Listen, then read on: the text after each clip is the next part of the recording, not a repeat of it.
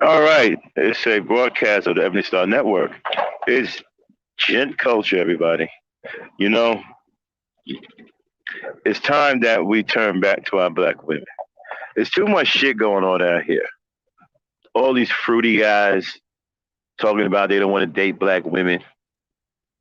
All these red pill guys talking crazy about black women. It's time to cut it out. It's time to return to our women. But there's things that we have to do first in order to make that happen. We have entirely too many sexual deviant perverts that we have to deal with. This pimp culture has bred so many deviants. It's going out of style. So how do we correct that? We have to get rid of the pimp culture mentality. We have to combat that. We have to get rid of that mentality because it's creating far too many sexual predators, deviants. We're going to talk about it here on Gen Culture, which is coming up right now. All right, let's treat it like a lady.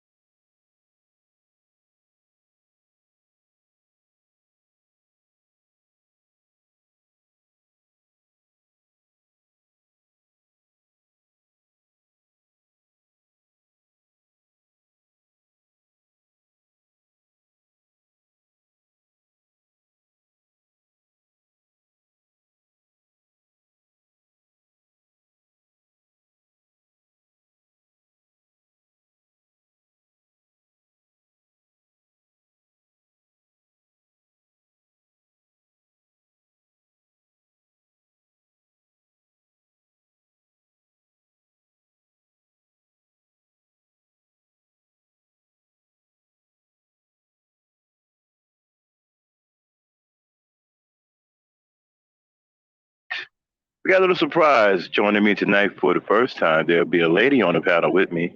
That is the Thunder Princess coming all the way from Ghana, Africa. Shout out to Joe Dub. Shout out to Mika. Shout out to Yvette W. And of course, my little lovely sister, Miss Dame Frankie. Now, let's get on into it. Now, Gen Culture is about building strong young men. Even teaching some of these old brothers some things, or trying to convert them back to what the teachings were all about from the old school. Now, there's a lot of problems right now. We have entirely too many sexual perverts out here, and that comes from pimp culture. And a lot of men are perpetuating pimp culture, even the men who don't seem to speak the pimp lingo or dress like pimps, but they are still perpetuating the pimp culture. When you engage in this very disrespectful rhetoric, like not being able to address a woman properly by calling her her real name, and you choose to engage in disparaging remarks, calling her out her name, calling her a B, calling her a hoe, a strag, or whatever, then you are perpetuating pimp culture. Pimp culture is a enemy to the sacred wound of a black person. Now I know you've never heard it expressed that way before, because it's really deep. Pimp culture has a purpose, and the real purpose behind pimp culture is to defile the womb. We talked about how the womb of a black woman is the sacred gateway between the natural world and the spiritual world.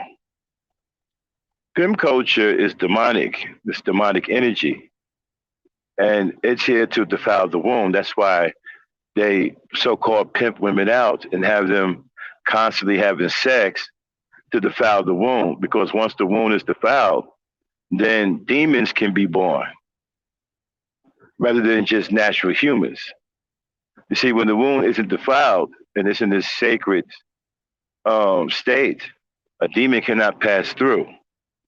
But once the wound is defiled, soiled or dirtied or corrupted, demons can be born. If you don't believe me, have you ever ran into a person that you had a feeling that was just evil for no reason at all, and you just couldn't put your finger on it? The person was just always negative. There was just no rhyme or reason to the negativity. Just angry, just always looking to do the wrong thing, always looking to do the worst thing. Well, folks, that is a demon. Demons don't look like what you see in the movies. We have to stop getting caught up in what we see in movies.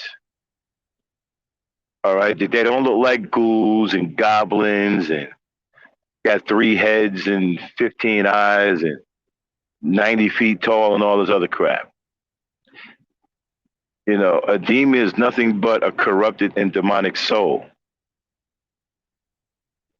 And that soul, that demonic and corrupted soul, can get into a human being and assume that human being as a permanent host. And then that human being's spirit take on the characteristics of a demon. So we have to be careful and make sure the wound doesn't become defiled. Now, there are sympathizers with pimp culture, young men who look up to pimp culture, and they believe pimp culture is some kind of part of manhood that they need to aspire to. They think that pimps have a control over women. Well, they don't. They are overseers. They are abusers of women. They are taskmasters. These men are any type of man that a young man should aspire to be like. All of your disrespect, your mentality towards women comes from pimp culture. You don't understand it or you never think about it because you've been secretly cultivated. Pimp culture has been all around you. Now it's in your music. Sometimes it's on TV. Sometimes it's in harmless movies, movies that you think harmless, like How to Be a Player with Bill Bellamy. It's a very demonic and corrupted movie where it actually glorifies a man being completely unfaithful and using women and womanizing women as if it's something natural to do. It isn't. Women aren't here to be womanized. They aren't here to be abused. Now, I understand some of you are very thick-skulled that don't give a damn about any of that because you've become corrupted. You see, when you don't give a damn about anyone, when you are just focused on yourself, you're either narcissistic, you're selfish, you're self-centered. That is called corruption. You have been corrupted. Your soul has been corrupted. Your spirit has been corrupted. Right? Now, there are different levels of corruption. Some people try to straddle both sides of the fence. People like that aren't to be trusted. You have to start, listen, fellas, you have to start being very forceful with the people that you let in your life. And don't be afraid to shed people like a snake sheds skin. Don't be afraid. Push people out of your life that have a bad influence on you. Now, shout out to Pretty Black Magic Woman. I haven't seen her in a long time. Have a bad influence on you, okay? You don't want to be around men who are reckless towards women because they have a corrupted spirit, and that spirit can rub off on you. Excuse me? Dame? No, I'm here. Okay. I'll bring you in a minute, Miss Thunder Princess. And that corrupted spirit can rub off on you. Now, as a man, you have to start taking control of manhood. The manhood in the communities, it's gone amok. It's gone amok. It is not its usual self anymore. It has become a really poor version of itself. Now, the LGBT community, who is also a part of pimp culture, they have done everything that they can to destroy manhood and make manhood the antithesis of what it's really supposed to be. You have men out here wearing dresses, wearing high-heeled shoes like women. You have men that are engaging in feminine behavior. You have men who want to fight women like they will fight other men. You have men who have no shame in being a coward. You have men who are murderous towards women. Even in their conversation, whenever you're sitting next to a guy or you're in a conversation with a guy and you hear him say that he don't see any difference between a woman and a man, and he'll hit a woman as quick as he'll hit a man like that is absolutely abusive. It has a corrupted spirit. And this is the type of man that you want to defend the inner community from. You don't want men like this in your community because they're going to corrupt other young men. What I'm saying to you is this. Conflict is as part of us and as natural as breathing. As a man, you shouldn't be afraid of conflict. You are built for it. In order for you to save your community, there has to be a massive display of manhood. Sometimes you're going to have to shed blood. Some people will flat out need their asses kicked. Some people need to be ran out of the community and banished from the community. So you don't think about these things because you've been programmed to think what society wants you to think. So the dominant society programs you to not do anything to help yourself, while they will not allow the same things to go on in their community. You even have so many black men who are blinded, like woke progressive, who sees white culture as the creme de la creme. Even though in white culture, they would never allow what's going on in the black communities to go on in their communities. Even though he can see the extreme violence that white men are absolutely ready to engage in and will engage in. He overlooks that because his mind is absolutely corrupted. Anytime a man will compromise his sexuality, what won't he compromise?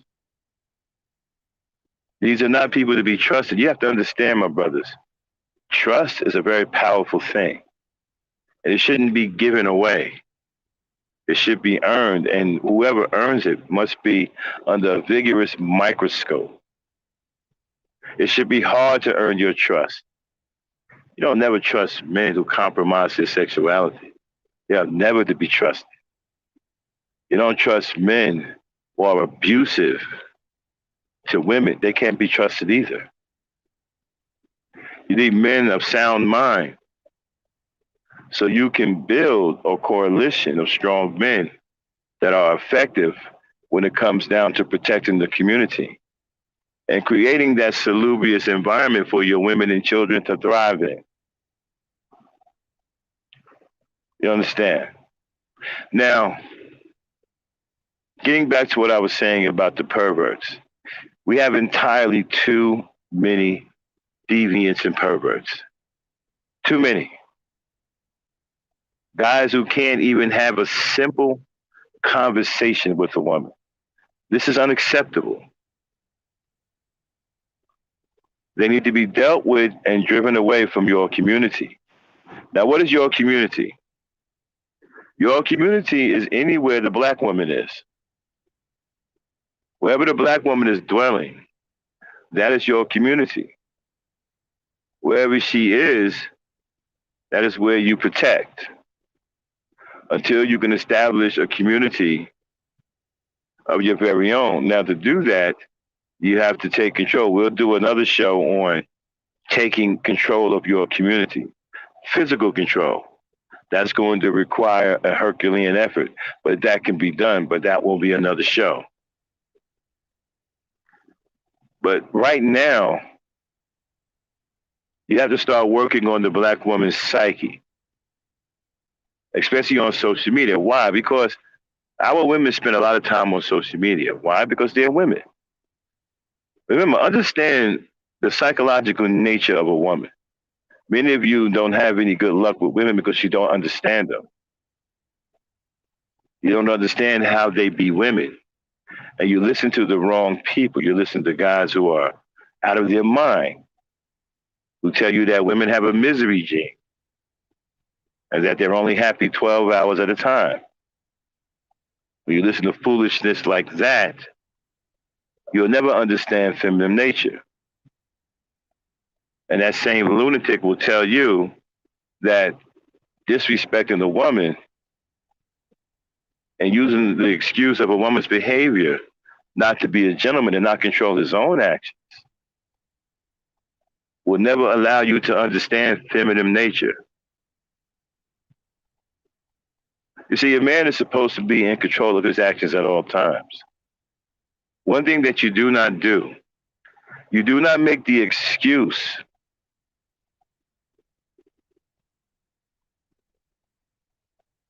to display awful and terrible behavior towards another person. You don't say, because she acts like a B, I'm going to treat her like a B. That's not how it works. You still have the control of your own actions. You're the man. You're supposed to have a better grip on reality. If a woman is behaving unbecoming of a woman, you don't turn around and add to it. Calling that woman out of her name and disrespecting her is just adding to the problem. You're not fixing the problem. You're not going to make the woman do better by cursing her out. That's stupid.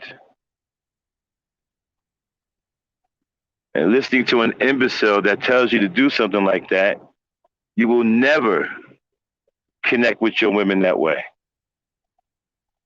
How many times have you heard me say, if you've been coming to these gen cultures, how many times have you heard me say women don't do well with abuse and that you shouldn't abuse them in any way? What did I tell you what the language is? The language is love. Now, a lot of you might say, Max, what the hell are you talking about? Love this, love this. Well, when you allow shit like that to enter your mind, then you don't really stand a chance with women. And understand something. The guys who are running their mouth about all of this, they don't have any women. I guarantee you. That's why they sit up online looking crazy, always trying to find something bad to say about women because it's a business. These guys don't have any women themselves. Why would you listen to someone that can't have a relationship with a woman? I've had 30-year-olds on this panel who've never had a girlfriend. How are you 30 years old and you've never had a girlfriend? That's ridiculous. But these are the guys that you're listening to. These are guys that are telling you, oh, it's the data, it's the data. They can't get a girlfriend. Why are you listening to red pill guys? These are broken men who have terrible, terrible relationships with women. What can you learn from them?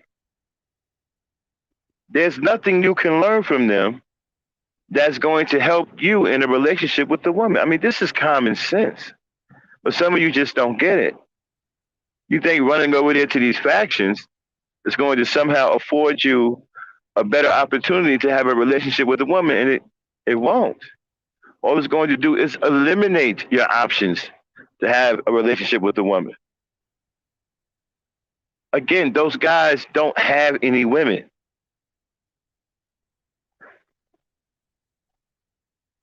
Those are broken men over there crying like babies. They're telling you that they can't get it right. So because they can't get it right, they turn on women. They can't get their feelings together, so they turn on women. You don't want to follow something like that. How is that going to teach you anything?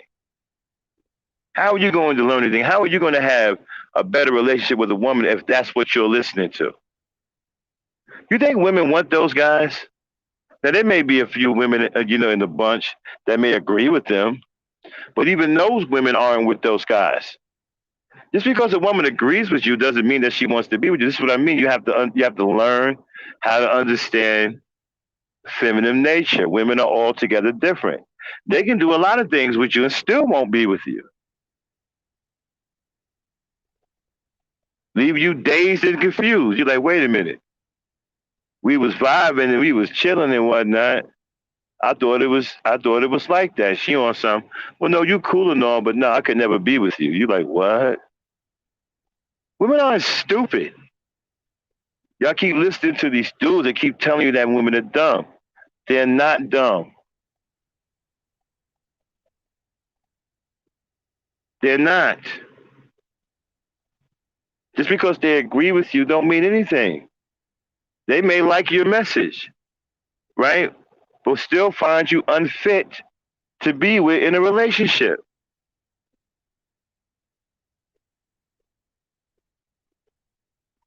And you're listening to the wrong guys. You're listening to the guys who are incels, guys who have blow-up dolls with girlfriends. What are you listening to them for? Why would you listen to a guy that doesn't even have a real woman as a girlfriend? How are you listening to somebody like that? What is he supposed to tell you? And then the guys with the blow-up dolls are some of the most angry ones you can find. And then the ones who are gay are even angrier, like AM1, Game Changer, Edward Anderson. These guys are gay and they really hate women. They really got a problem with women. Whenever you hear a guy trying to check a woman's attitude, sexuality is in question. A real heterosexual strong man doesn't get involved in stuff like that. We understand that women are going to be women. We let women be women. We stay out of the way of women being women. Now, what does that mean? Naturally, women have attitudes. Mind your business. Naturally, women get emotional. Mind your business.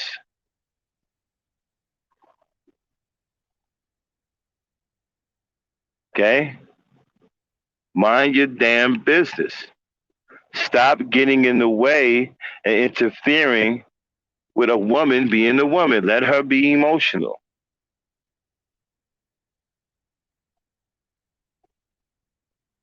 Women like to talk. Mind your business.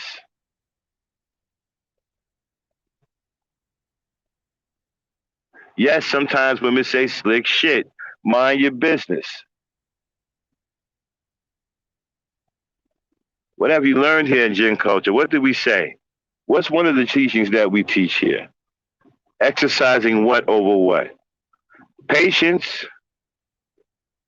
over emotions. As a man, you have to master exercising patience over emotions when you're dealing with a woman. And just because a woman is angry doesn't mean that it has anything to do with you. Another mistake you guys make is just that when you come across a woman who may have an attitude or she may have an upside down frown on her face because she's having a terrible day, you somehow think that that has something to do with you. And it doesn't. And that's where you go wrong. Because now you engage in this woman. Sometimes women can't help themselves because of what they've been dealing with that day, and they're angry. Again, I tell you that they're different from us. Sometimes they wear their heart on the sleeve because they're women. They're very nurturing. They're very sweet. They're very soft. They're very kind. They're very giving. They're very caring. So a person like that can tend to be very emotional. When you understand these things, you have a better connection with women. Let them be women. Stop getting in their way. Stop trying to stop them from being emotional. You guys kill me with that. But why is she mad? Let her be mad. Who the hell are you to tell her she can't be mad? Well, she's getting emotional. And why are you getting emotional? You're a man.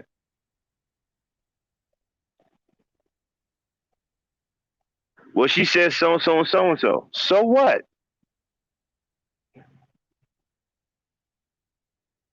Which leads me to the fresh and fruity guys. You guys really need to get a handle of your manhood.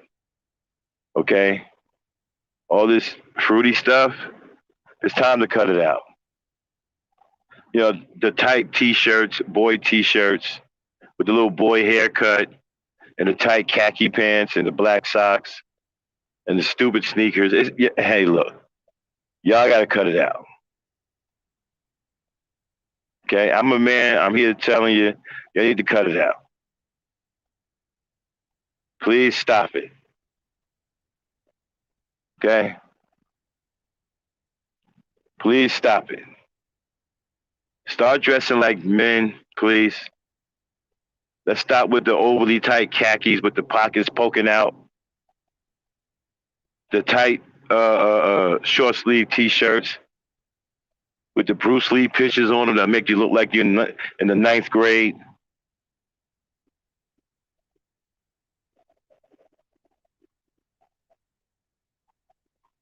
The 10-year-old skin tight fade haircuts, like you're some type of 10-year-old boy. Cut it out, man. Please stop it.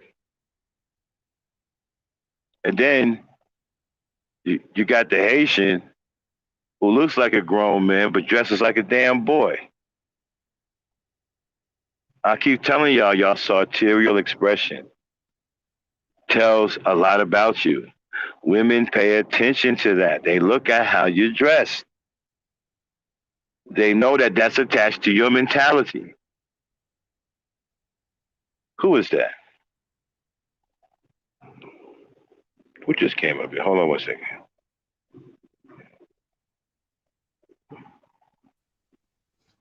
Okay, that's Abby. They're attached to your mentality. Okay? So without further ado, Thunder Princess, are you there? Yes, I'm here. Welcome to the show. Thank you. Let me ask you a question. When you see the way a man dressed, right?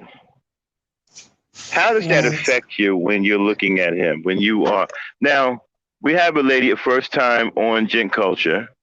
All right. I'm going to interview her. I'm going to teach you guys something. All right, about women.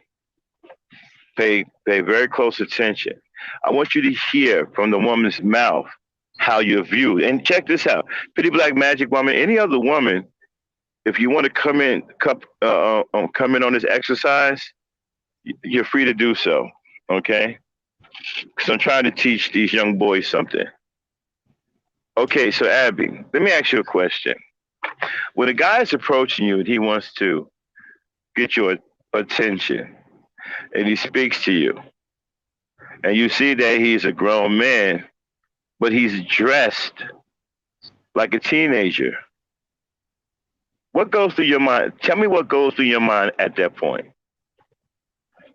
Okay. At that point, what goes my mind is that he's not the real man that he can be around me, or he's not a real man. He's gonna be a female. Sorry, he's not a real man Okay, that I think. stop. All right, go on mute. Get your cough together. Drink a little water, and come back. Okay. All right. Just give her a second to get herself together. But I want to focus on one thing she said. You notice the first thing came out of her mouth? He's not a real man. See that? If we can get another woman up here to join this exercise, I wonder what she would say. When a man approaches her, or you women, y'all can, if you don't want to come up on the panel, you can also type in the chat to participate in this exercise. When a man approaches you and you see that he's a grown man, but he's dressed like a juvenile delinquent, what goes through your mind? Okay, Abby. Okay, I'm back. Yes, I'm back. Okay, good. All right, good. Now okay, Right, let's do it again. All right, so let's start from the top. A man approaches you, right?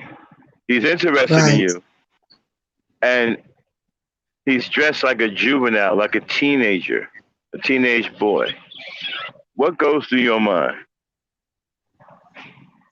First thing what goes to my mind is that he's not a real man that he can be with me, because his dressing even shows that his mind being weak, Hmm. and he don't have a grown-up mind, or a real man who can be around with a lady. Now you see, fellas, you hear me say over and over again that women pay attention to the way you dress because it's connected to your mentality.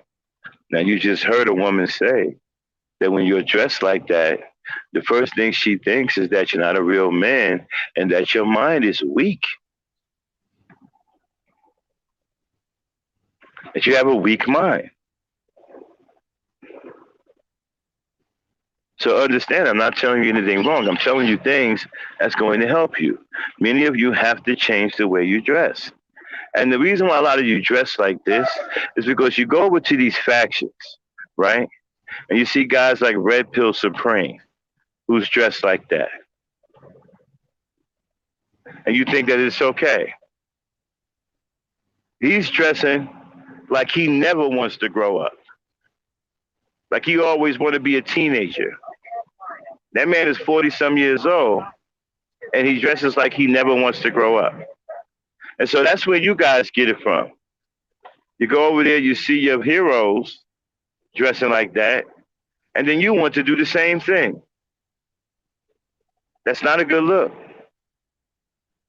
Now, Abby, Yes, Mas. let me ask you another question. When a man, like for example, if you say something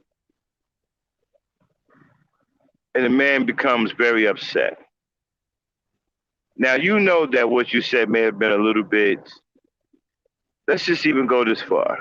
It was a little bit disrespectful, right? But the man's reaction is so overboard. Like he's really mad at you. He's really screaming at you. He's calling you all out of your name and stuff. At that point, what's going through your mind about that man? Okay, what goes my mind at that point is the when I see such a thing from him, shows me which kind of man he is. Hmm.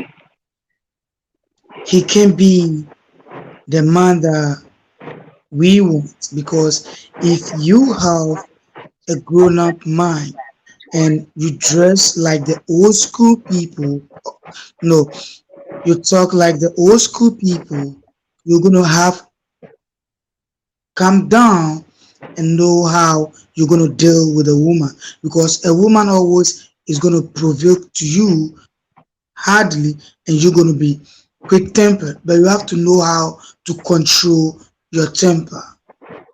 Okay, now good. Now I want to hold on one second.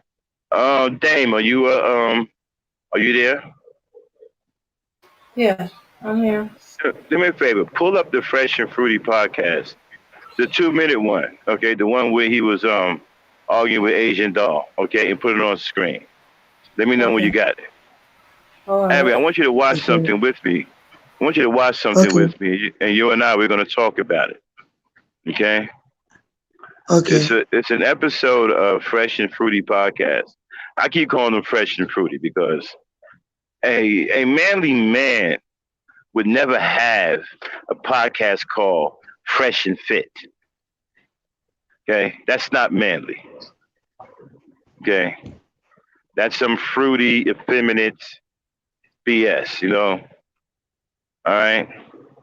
So as soon as Dame get it hooked up, we're going to sit here and watch it. I'm going to point some things out. Okay, and then you and I are going to talk about it.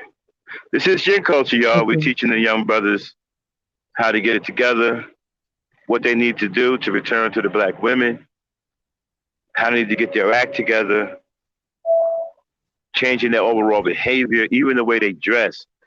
Everything has to change. And trying to show them now the right way to do things so they can reconcile with the black woman and get a black woman interested. Because right now they can't get any black women interested because they're following the wrong guys and they're doing all of the wrong things. Okay, Dave, you got that yet?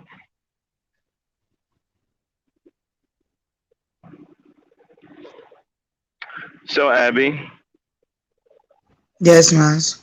while we're waiting for Dame, while we're waiting for Dame, tell me what is your ideal man? Like, what kind of guy that will grab your attention, right? And you say, well, wow, this is a man. What does he have to display to you when he comes to you? Okay. What is going to grab me that I'm gonna say that hey, you are the real man or you are a man, a grown up man, is how you talk, Hmm. how you dressed, Wow, look at that. Look at and that, how fellas. you behave. Wow, look at that, fellas. See? You think I don't know what I'm talking about? What did she just say? How you talk, how you dress, and how you behave. That's what I keep harping on. The way y'all talk. Y'all don't know how to talk to women. Okay? Having a conversation with a woman and finding some way to bring your phallus into the conversation, it's not having a conversation. A lot of y'all need to work on just simple conversation with women. Your sartorial expression and your behavior towards women. I talk about these things. Women focus on these things. You heard what she just said. Continue, Abby. Abby, Yeah, they think the yes, I'm Black here. Knight is they think the Black Knight is off. Am I right No, you about the are not things I wrong. say? You are perfectly right because these are some of the things which approach or which let a woman see that you are the real man she's looking for, and Mm-hmm. she will quickly be with you because of some of the things. It's not a, it's like some of the surface things that you show up. People think that maybe I can dress like a young boy and that a woman is going to love me because I look young. Mm-hmm. She's not going to love you because that tells her which kind of man you are, Mm-hmm. and that Dave. drive her away. Right. Dame. Where is Dame at? Yes, I'm She's here. the Do you have it? Yeah. But first, Okay. we gotta do our fair use. All right, good. All right. This channel may contain content not authorized for use by its owner. However, according to Section 107 of the Copyright Act of the United States, the fair use, I repeat, the fair use of copyrighted work for purposes such as criticism, definitely, comments, assuredly, news reporting, only for those who don't know, teaching, oh, we're going to learn something new today. Scholarship or research is not an infringement of copyright. Okay, now cue it up. Don't play it yet. All right. Cue it up.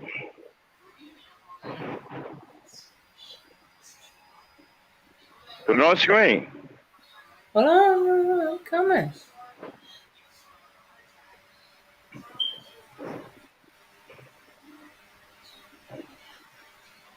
All right, just cue it up.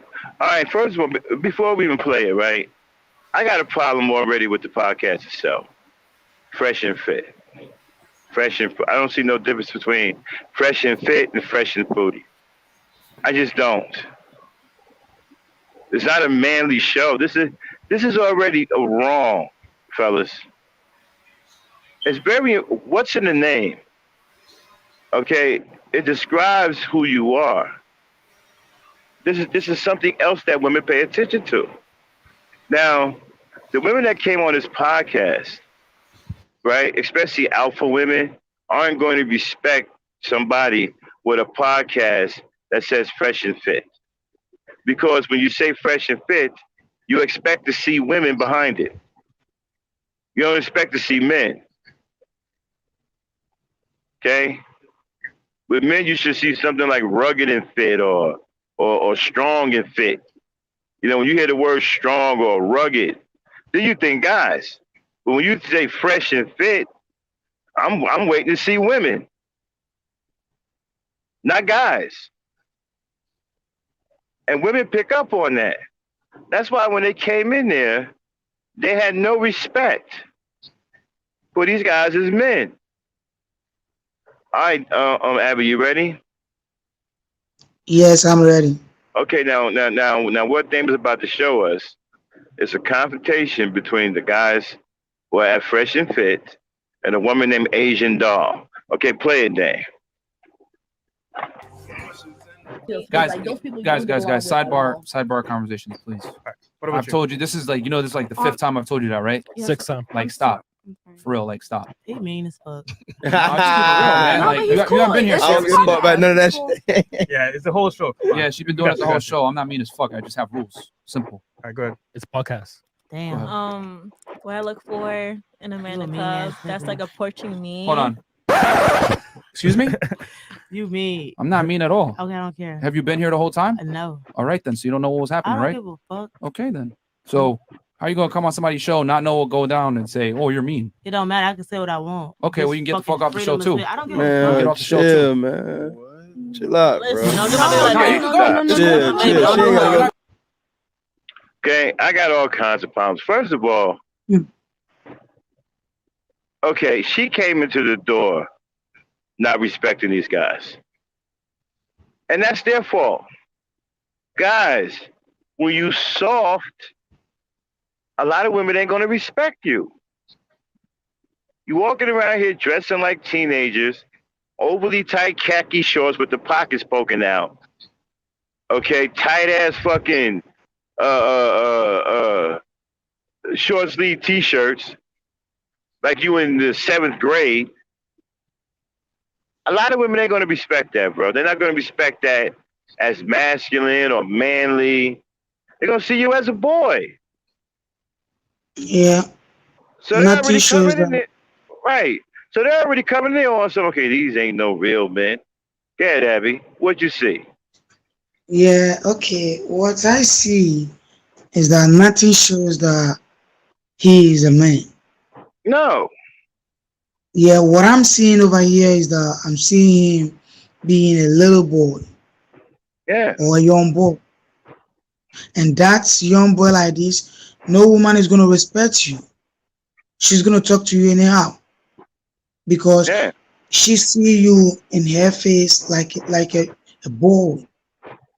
And when she's talking to a boy, she don't need to respect her like the way she respect her, but to the due respect for you being a real man or a man who have dressed well, you are not getting it. That respect is off from you. Mm-hmm. Yeah. The women have no respect for the men on the podcast. No respect. Yes. Okay. I guarantee you she wouldn't have talked like that to a real man she respected. I guarantee she wouldn't have talked to me like that. No. Okay. She's not going to talk to him like that No. because if she respects him, she will definitely be humble when she's talking to him. You have to show these women. They have to see that you're a man worthy of respect. They don't see that, they're not going to respect you. And y'all have a lot to do with that.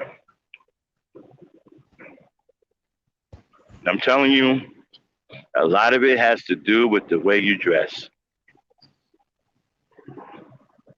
That's the But then main if- problem. Yeah. And then, if that ain't bad, the way you talk behind it is even worse. You're already looking real bad by the way you dress. You're looking like a little boy, and then you got to know to sound like one. That's a double whammy.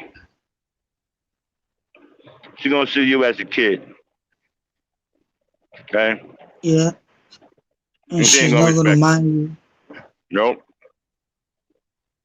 She's not going to watch what she say. She ain't going to do none of that. Okay? Yeah. Yeah, nothing. Mm-hmm. And Yeah. nothing is going to change. Yeah, nothing is going to change her mind to respect you. Either you change how you dress and how you talk. That is where the respect is going to come back. But if it doesn't change and you are the same, you're not going to get it. Now, I'm not really familiar too much with these men. Well, I wouldn't call them men. These are boys. I know they're not African American boys. They're not from America. I think they're from the Caribbean or something like that. But there were some things said on this show that I found out about later that I wanted to address while we got Abby up here. You call black women night riders. I'm not familiar with that term. If anybody knows what that is, can you put it in the chat and tell me what they was referring to when they call black women night riders, so we can properly comment on that. Now I understand the Shaniqua and Shanae's and all that. I get out. We're gonna address that.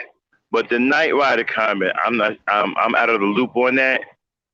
So can somebody in the chat tell me what that was supposed to mean, and then so I can address it properly. Now, as far as the Shanae comment, you know, in the Shaniquas, tells me that these aren't American black men, and that they go off of stereotypes. All right, and I'm sick and tired of guys like this, and black men. Basically, you should be tired of guys like this. You got to start checking guys like this. Stop letting guys get away with insulting our women. Stop doing that. There should be a price to pay. You know, don't let these guys insult our women. Step to them, come to them. But you see, it's bad, but when you got guys like Kevin Samuels going on there, disrespecting women, black women. Yeah, because Kevin Samuels. Mm-hmm.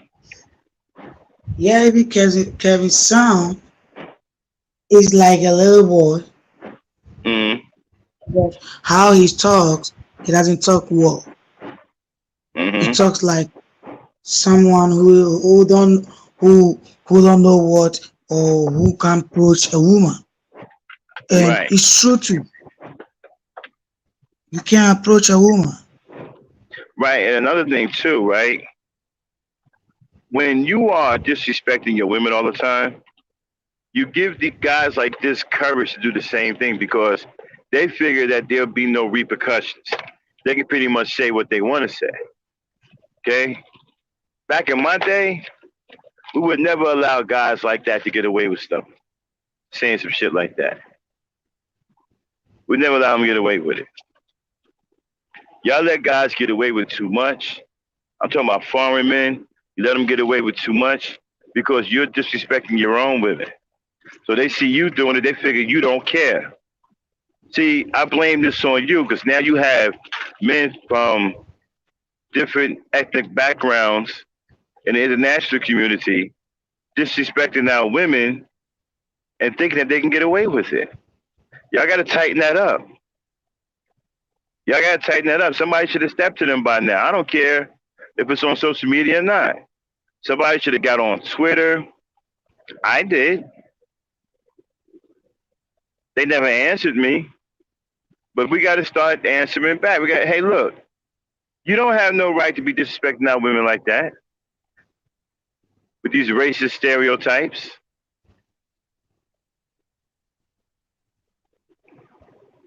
Now, Dame.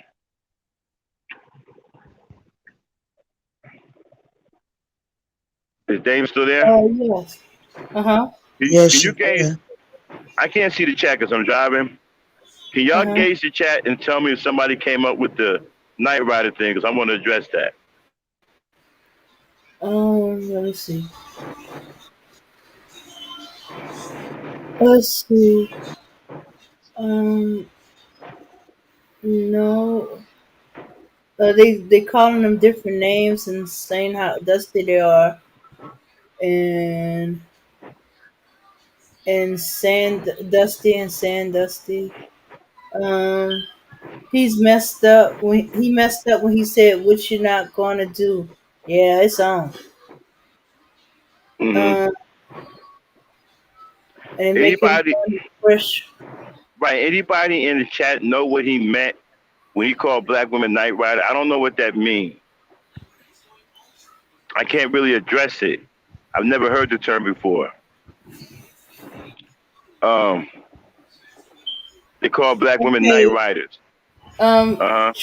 truth is that historically, a night rider was a band of white folks that used to ride around at night, terrorizing black folks during the Reconstruction era. He used the night rider as an insult to dark-skinned black women. That's from Truth Is. Oh wow, Yvette that's says race. night rider might mean go to her house to smash after dark. Wow, And Flying Gumby said he meant dark skin. wow,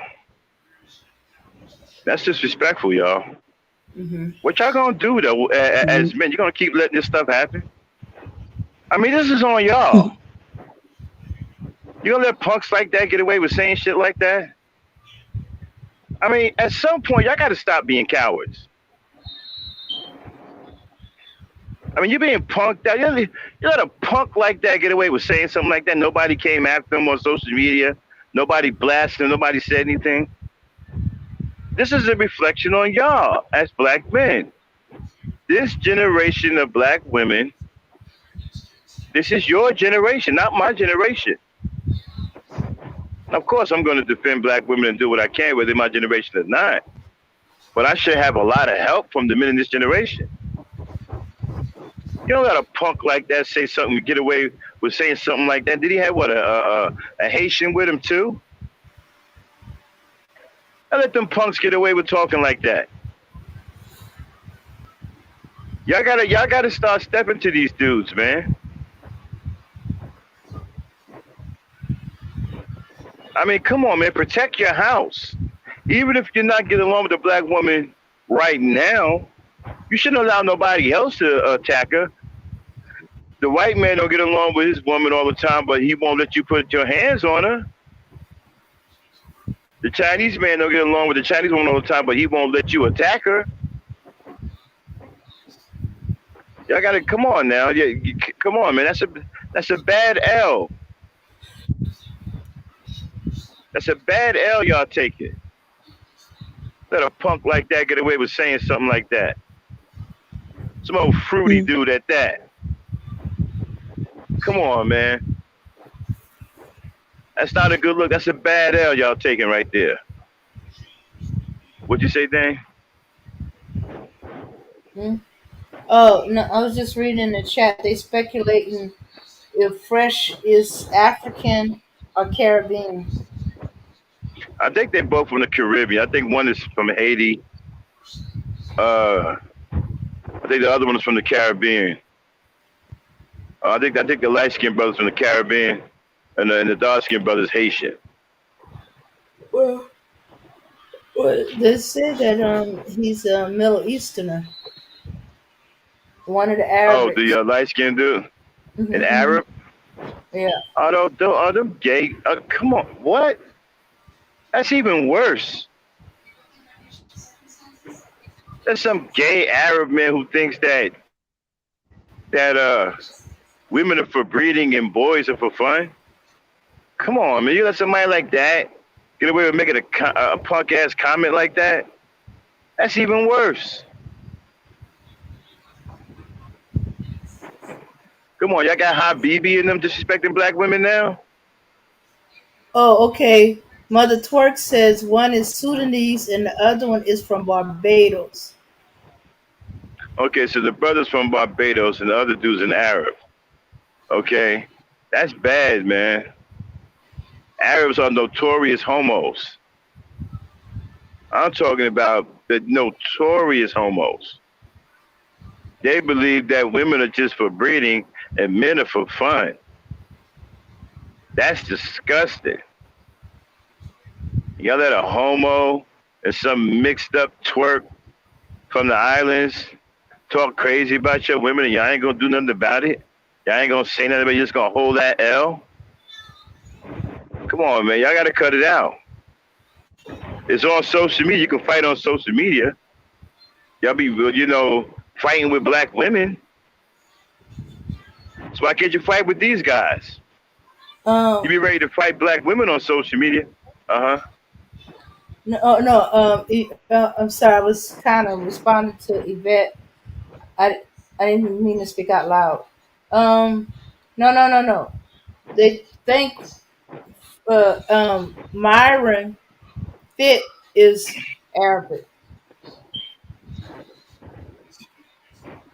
Who is Arabic? The one on the left, the one that was Yeah, the spotting. the light skinned one or brown. Yeah. Like I said, if he's Arab, I mean that's worse.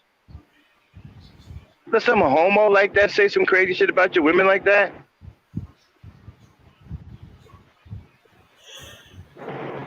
Man, y'all gotta go old school, man. Y'all gotta stop being cowards. Stop being punks. They gotta start intimidating these dudes, man. Step into them. Let them know they can't get that. But Abby, Yes, Mas. getting back to you, right? Getting back to the situation. When now hearing this and them calling black women night riders and Shaniquas and Sineads, how does this fit into the overall behavior of those men? Okay, if I'm describing it or I'm talking about overall for this man is they are Mm-hmm. boys and two, they don't know what they are doing and they are little. And I have not seen any grown up man in them. So when you're gonna be with somebody like this, there's nothing that you're gonna be achieved What because about the he don't disrespect? What about the disrespect of calling black women out of their name? Like, like Shaniqua. It's supposed to be a stereotype, right, of a black woman with a bad attitude. that's She's that supposed is to. what I Let me tell you hate. what. Wait a minute. Let me tell you what Well, a Shaniqua. Dan, can you explain what a Shaniqua is and a Shanae? So they Abby, supposed to represent a ratchet, a black woman. Um, mm-hmm, yeah, she has attitude. She's quick to fight. Um, she's foul mouth, cursing, hard drinking. She no matter how feminine she looks, some of her behavior is mannish. Yeah. So when they refer to somebody as a Shaniqua or that they saying she's a ratchet woman. mm-hmm. Hmm. Right. Right, and So so he referred to black women as Shaniquas and Shanaes and that they night riders. That's extremely disrespectful. What do you think about men who are disrespectful like that towards women, Abby? yeah, okay.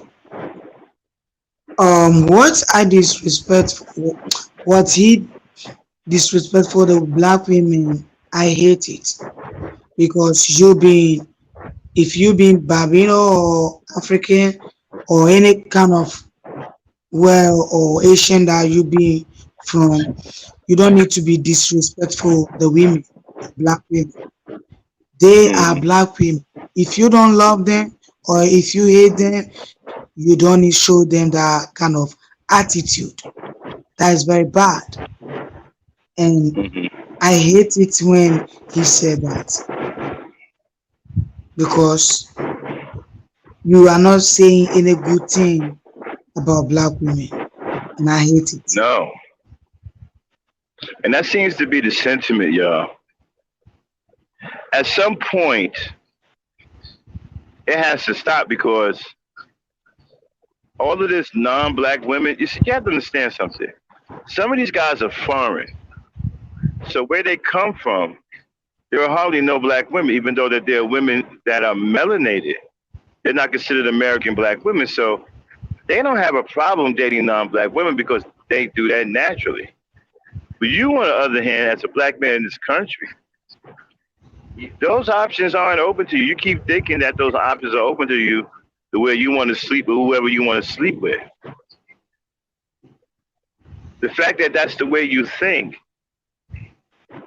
will show you that you can never thrive in this world because your mind is like a juvenile child. You have the mind of a juvenile delinquent. You'll never do anything serious, like build infrastructure, get the politics together, acquire land, and things of that nature. You'll never get in the game because all you're worried about or concerned with is sleeping with somebody. That's not how the world works. That's not what the world is about. We don't give a damn about who you're sleeping with. And so some of you will never like figure it out. You just won't figure it out. And you have to get to the point where at some point you have to say, wow, sorry about this, y'all. You have to say enough is enough and be the bigger man and stop, perpetuating all this hatred towards black women. It's not going to get you anywhere. I don't care how many passports you get.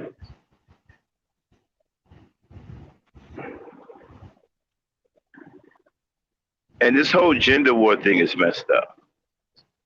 Because at the end of the day, who we're hurting? Ourselves. But we're not going to give you a speech on that because we pretty much heard that and understand that, right? Hold on one second, y'all. Right.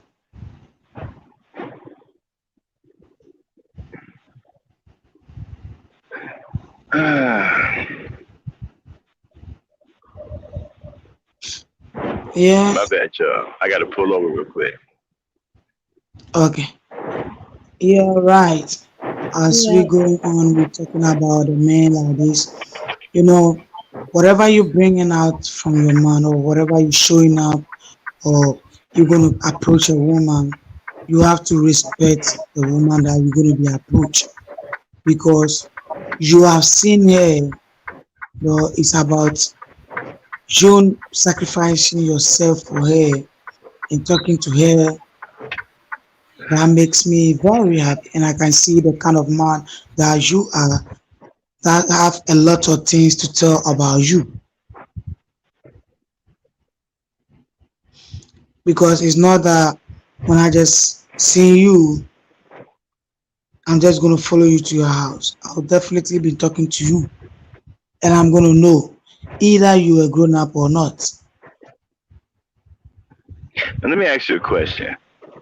We think about these guys that are into this new culture called pump and dump, meaning that they just want to have sex with the female and then they want to leave. Sex and leave, sex and leave, sex and leave. No commitment, okay? No commitment They don't know whatsoever. what, yeah, they don't know what they want. Those men, they are weak in their mind, and their mind needs to be washed and raised again so that the mind is going to stand like a man, not like a female or not like a boy. Because for here, now then they're behaving like a boy. So for me, I think you shouldn't fight with her or know how you're going to talk to her. That's all. Now let me ask you another question. Okay, as a woman, okay, now, when you choose a man, what's the first thing you're looking for? Because every man has to have a certain criteria that will interest a woman, right? So, what's the first thing that you're looking for when you are trying to, when you are looking to be with a man? If a man approaches you, hey, how you doing? What's the first thing that you're looking for? Now, you're looking at this man as a possible mate. So, because you have needs, right? You have things that you need done. So, what's the first thing that you want him to have? Okay, first thing I want him to have is a job. Whoa! Wait a minute. Well, hold on, man. Hey, guys. So you think the Black Knight is steering you wrong? What did I tell you? Why did I tell you that's very important? You have to be able to create consistent financial resources. Where does that come from? Either you being rich or a reliable job. What's the first thing that just came out of my mouth when I asked you? When I asked her, what does the man need to have? What's the first thing she's looking for? She just said a job. He has to have a job.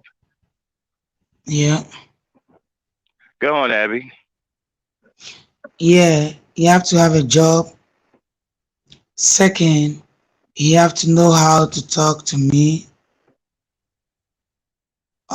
Third, you have to know how to dress. Okay, Fourth, so here we got. Hold on 1 second. Let's take a look at what we got here. The Thunder Princess says, if she's looking for a man, these are the things that she needs. Okay? He needs to be employed. He needs to be able to carry a conversation. Now, that conversation, Abby, does it have to be a deeply philosophical, intellectual conversation, or just a conversation that's good enough to, like, what kind of conversation it has to be? Does it have to be on some really high intellectual level?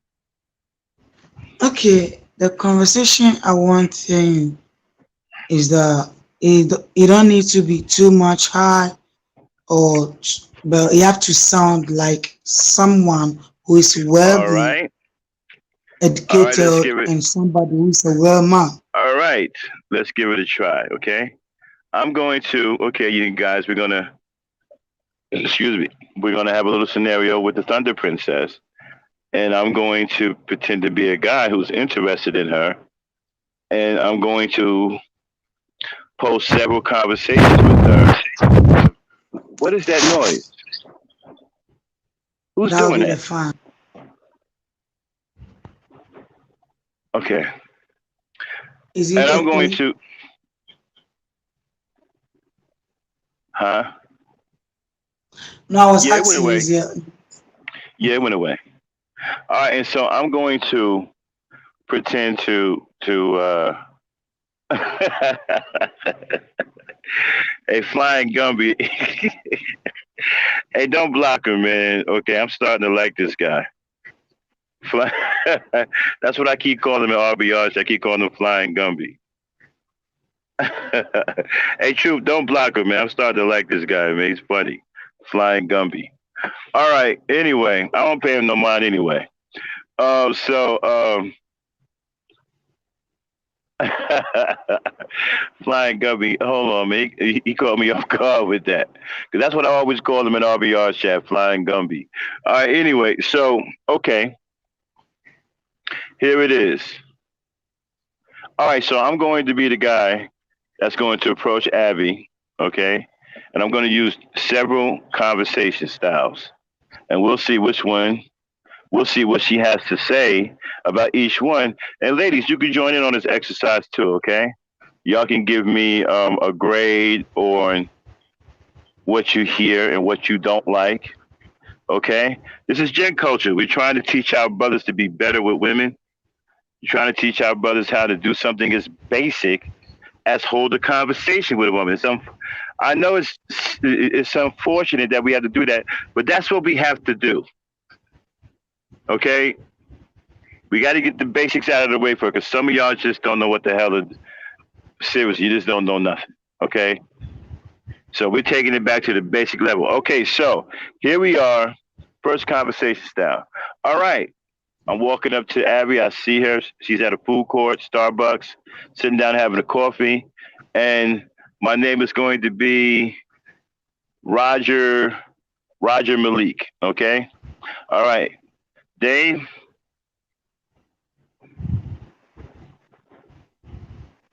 Dame. Okay, I think Dame done went to sleep. Hello? Hello? Are you still awake? Yeah. Okay, give me a 3, 2, 1 action. Okay. All right. All right, here we go. Abby, you 3, ready? Yes. All right, do it, Dame. 3, 2, 1 action. 3, 2, 1, action. Hi, how are you? Hey, I'm fine, and you? My name is Roger. Roger Malik. And your name is? My name is Abner. All right. Listen. When is the your earliest convenient time to have sex with me? What are you talking about? Well, I just figure, I'm an adult, you're an adult, and really don't want to spend time on pleasantries if there's really no marriage involved. So I'm just thinking that, hey, maybe we can just have great sex. Yeah, but that's not how. Hey, before you say no, have a look to see the size of the shoes I'm wearing. I'm Ah, I'm not checking about your shoe size. I'm but you seeing know what? you. But you know what they say about a man's shoe size, don't you? Yeah, you thinking I'm checking about your shoe size, but not. I But what are you need, here for? yeah, because I need someone who know how to talk, who I know tell how you to what. dress. I tell you what. How about I pay for your coffee and we go somewhere and do the Buddha Buddha? I mean, what? Huh? It's, it's not about paying for the coffee. I need a real man.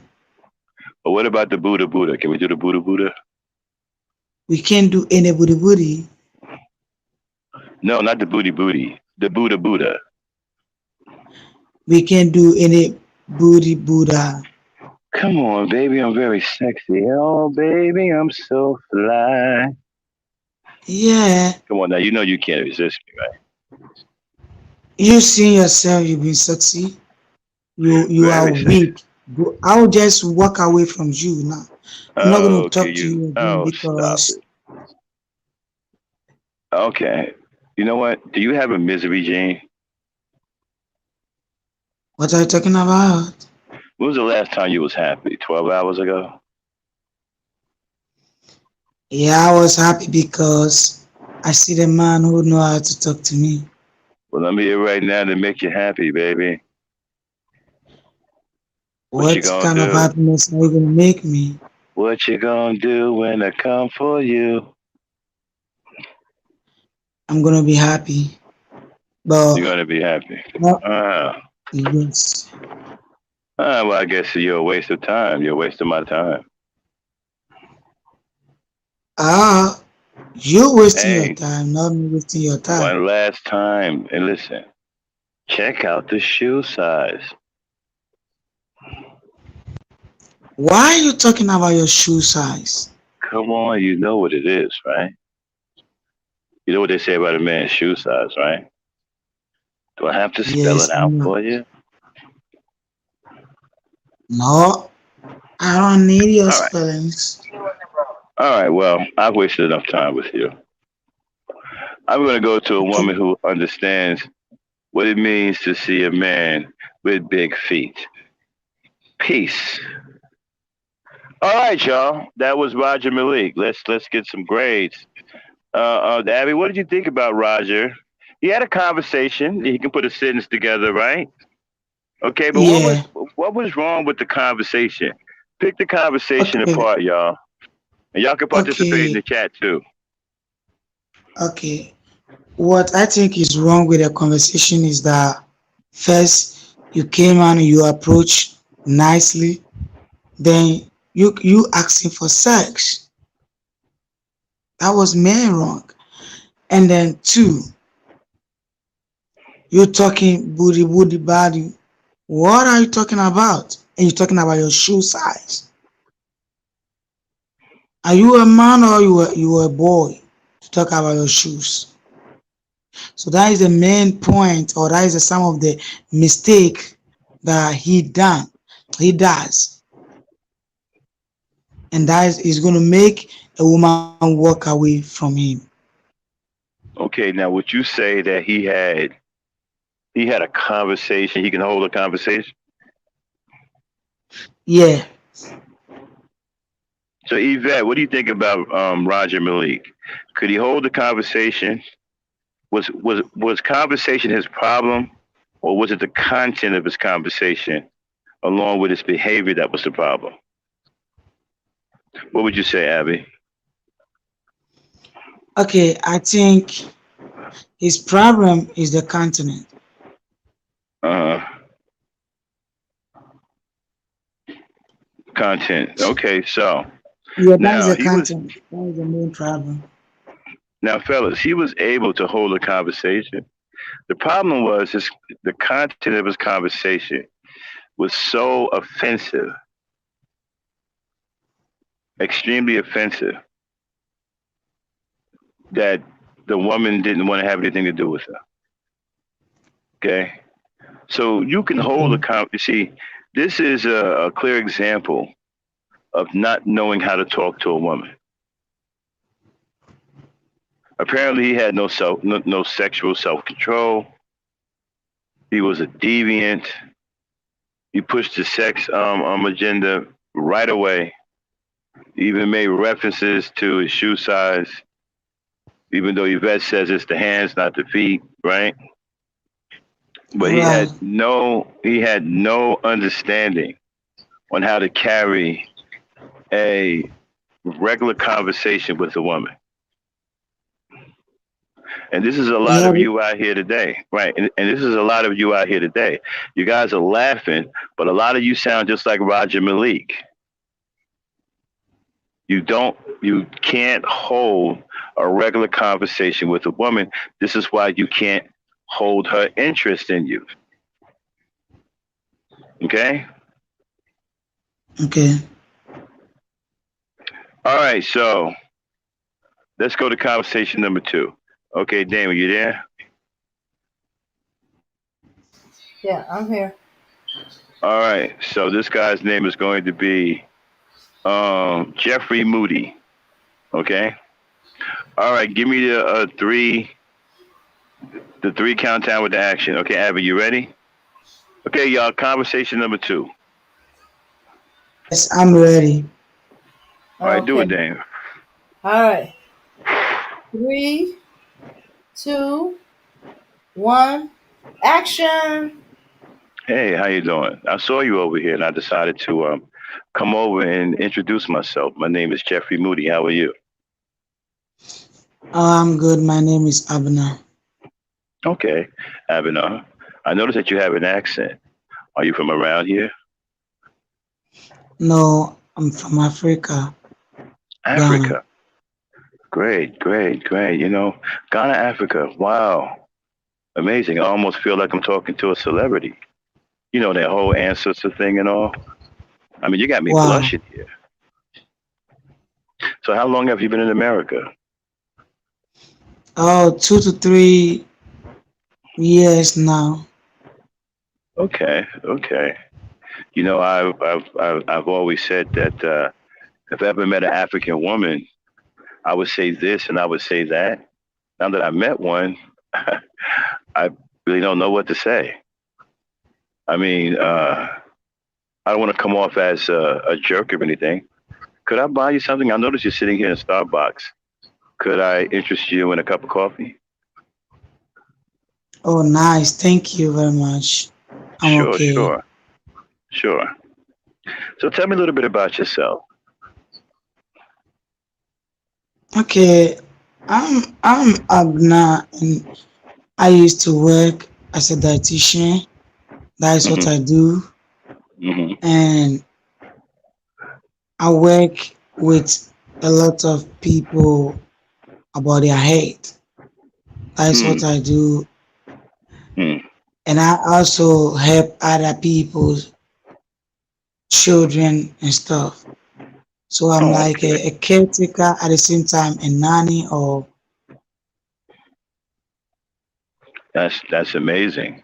So you're a very caring individual. You know, myself, I have my own transportation business. I put in long hours, but hey, I don't complain. Um, so let me ask you this: are you with anyone? no, I'm not with anybody. Would you like to go out on a just a little friendly date, so we can get to Um, know each other a little better? um, I will see if I can go out with you. Sure. I'll tell you what. I'll leave you my phone number, and if you decide that it's something that you want to do, you can give me a call. How does that sound? Oh, I think it sound good. It sound okay. Okay, great. Here's my number, and I'm sorry about the cut the time short, but I have to get back to work. As I said before, I have my own transportation business, so I got some new trucks coming today. So I hope to hear from you sometime this week.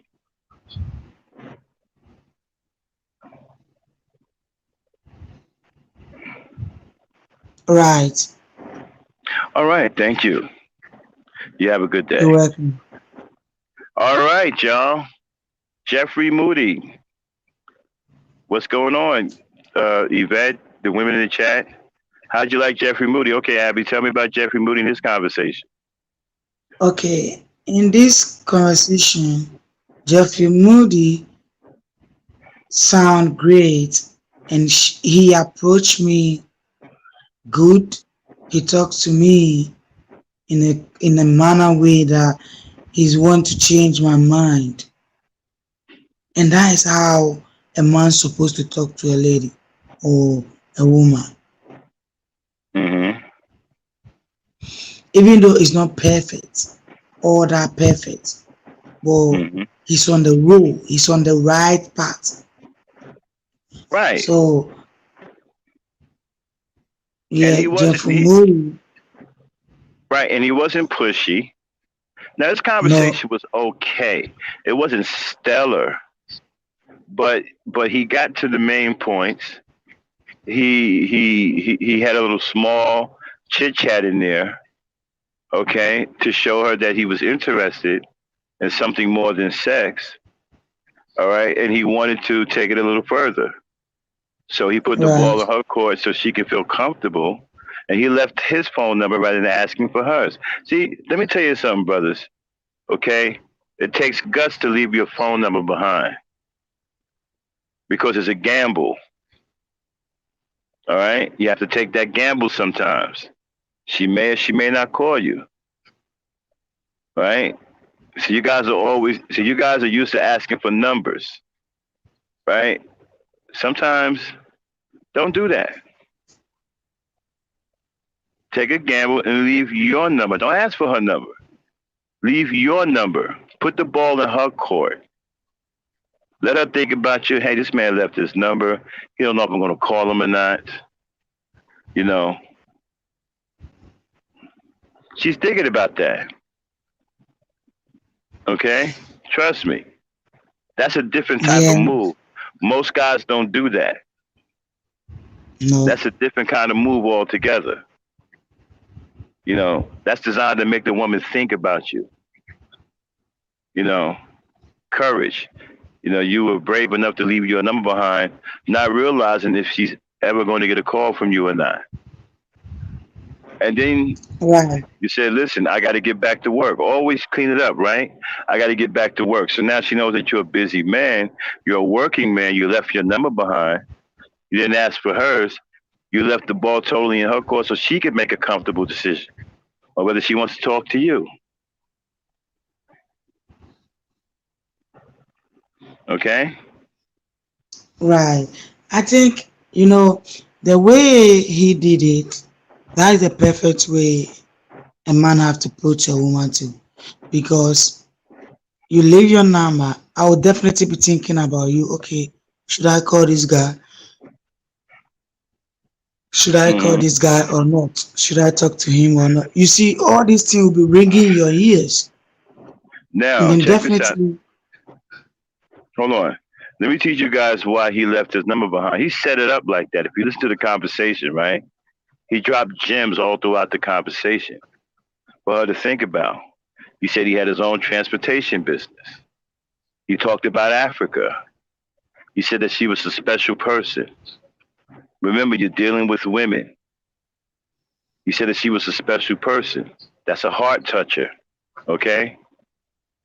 He has his own transportation business. He's busy. He has to get back to work. See? These are all gems. This is what's going to allow him to leave his number behind because she's going to think about all of these things. Wow, he said I was special. You know, he said something about Africa. He's a busy man. He has his own transportation business. All these things are very interesting and exciting to women when they're thinking about you. But eventually it's going to lead to a phone call. Now, Abby, be honest. Do you think that you will most likely call him or not? I'll mostly likely call him. I'm There going it to call is. him. Okay. Now, here come another conversation. Now, this conversation I saved for last because, brothers, this is what you should never sound like. Okay? And this is what a lot of you sound like today. All right? All right, Dame.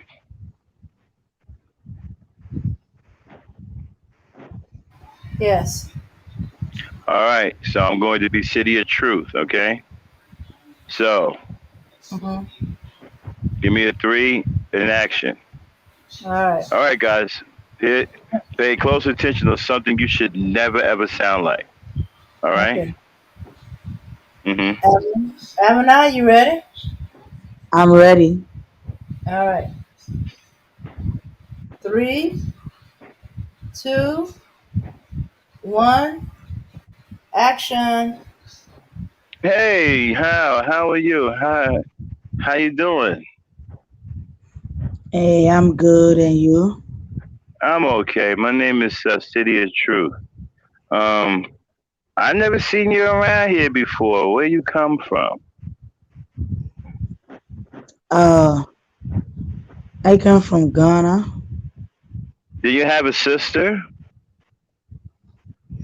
Why are you asking about my sister? Do you know? Because I'm wondering if you and your sister would like to come with me on my truck and drive cross country. I mean, you're African, right? Don't you want to see the country here in America?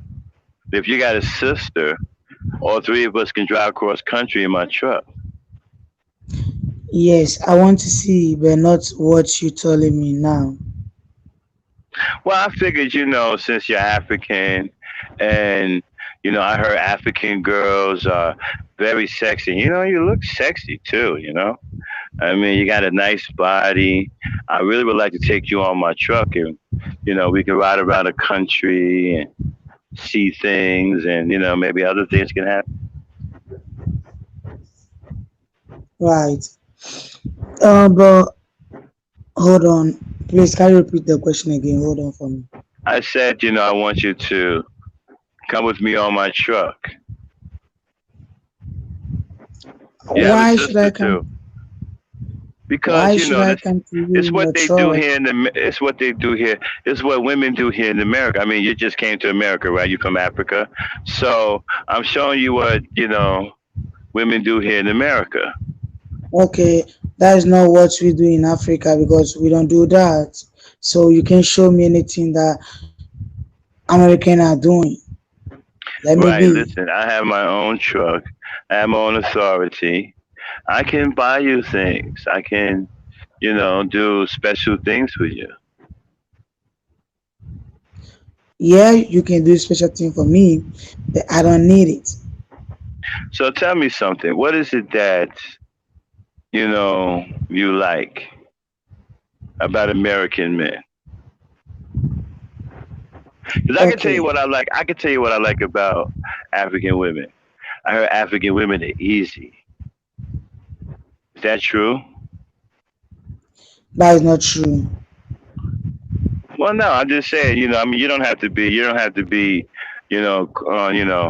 Defensive on my part. I mean, if you're easy, it's okay. I can wait. You can always come on my truck while I'm waiting out. You know, You don't have a maybe problem. Just be listen. It's waiting too. okay if we have sex. Maybe 3 days after you've been on my truck, then we can have sex. That's your mind you use it to work. Now listen. Oh, that, Yeah. But listen, in my truck, right? I got the bed. The bed is big. We don't have to do no hotel. see, We don't I'm have to gone. do. You We don't don't. have anything to tell me. But wait a minute. But wait a minute. But wait a minute. Let me tell you something, right? The bed is really really big. Okay, and so Um, we don't have to waste money on hotels. I don't need to waste time on you Listen, you're not going to get because this deal anywhere else. Most guys don't have trucks like mine. I can take you around the country. You can be my girlfriend, and we can have sex in my truck, and don't have to go to the gas station or the hotel. Wouldn't you like that? I know in you Ghana you just don't have men like that in Ghana because the men in Ghana don't have any jobs. You know, let you ought to you be be your you ought to be behavior. happy. You ought to be happy that I'm even talking to you. You Oh, know. nice. Yeah, I'm happy that you're talking No, to no, me no, no, because no. I don't mean that. I don't mean to disrespect. But I'm just saying, like, I'm a man of means. I'm city of truth. I have my own truck, and you can just call me City, by the way. And I got my own truck, and I'm offering you, a golden opportunity to come with me on my truck. And all I ask is, you can have sex with me. yeah, You're not this going to is get a not a deal better than golden that because opportunity. the guys in Ghana, they don't have any trucks in Ghana, right? Right. But they know how Okay. to approach. Okay. So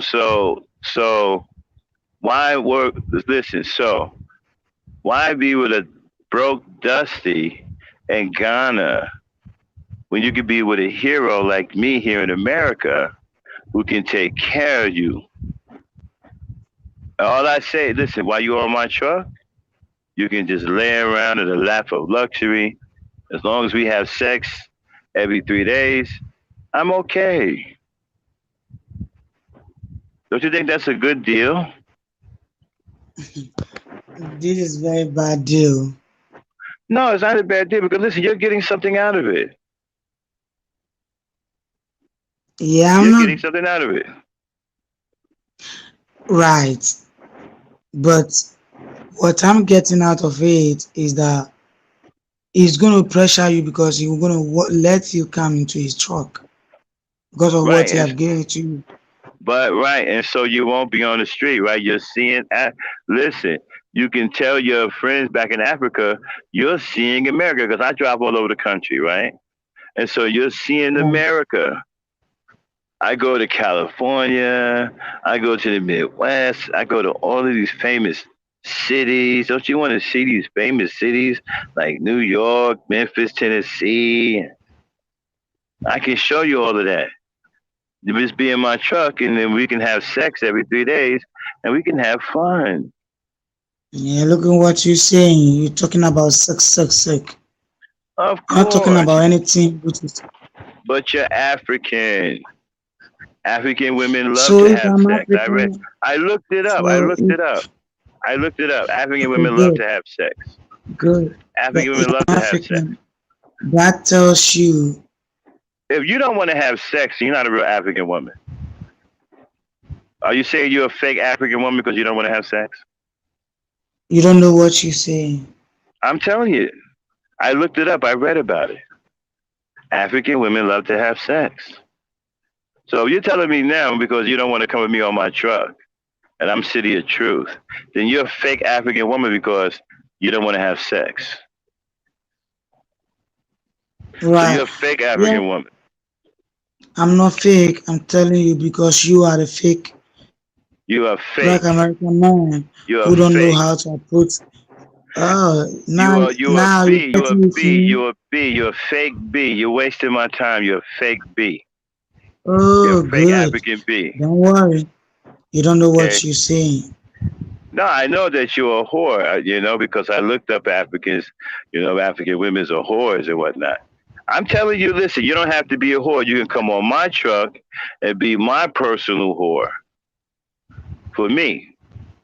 That don't make you a whore, right? Right. Right. So, right. Okay. So there it is. Come on my truck, have sex with me every 3 days. You're no longer an African whore. Then I'm going to think you're a real African woman because you're having sex with me. So, when do we start? When do you want to come on the truck? You ready? I'm You not gonna got your start things packed? anything. We can go. No? So you're rejecting me? Okay, suit yourself. Suit yourself. But I got money. I got my own business. You're going to be broke. You'll come back to me. I'll come back here in a couple of months, and I guarantee you'll be broke, and you'll be begging me to come on my truck. I'm not gonna come to you closer. I'm not gonna see you again. Okay? We are done over here. All right, y'all. That was City of Truth. Fellas, you never, ever want to sound like that. Okay, let's see what the women think about what City of Truth was all about. Okay, Abby, how'd you like City of Truth approach? And ladies, you can comment in the comment section, and brothers too. Okay, that was City of Truth in his game. What did you guys think about City of I Truth? think, Go ahead, Abby. I think for him, he's just coming around to play a game with me. He's not here or he's not ready for any Mm, woman. No. He's just here to say anything that is just coming out from his head. He mm, haven't sit down, he haven't sit up for him to plan that what I'm going to talk to this girl, I'm going to say to this guy. No. He mm. just wake up. Yeah. So, what are they saying in the chat? Okay. Yvette Uh, says worst game ever. mm, Let's see. Wait. Let me scroll up. Okay. Cynthia saying City of Truth sound like a creep. And someone new mm, came in. I'm not for everyone. 01. Why is everybody live today torturing me? uh, And that W said, and he thought he nailed it. uh-huh. Let's see All what right, y'all. else. We got one more Oh, bonus somebody's telling conversation. Alvin to run like you're on fire. Get away from him.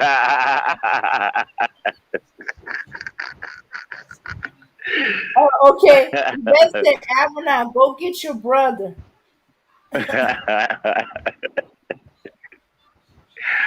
All right, we got one more bonus conversation, and then we're gonna cut it on the conversations. Okay.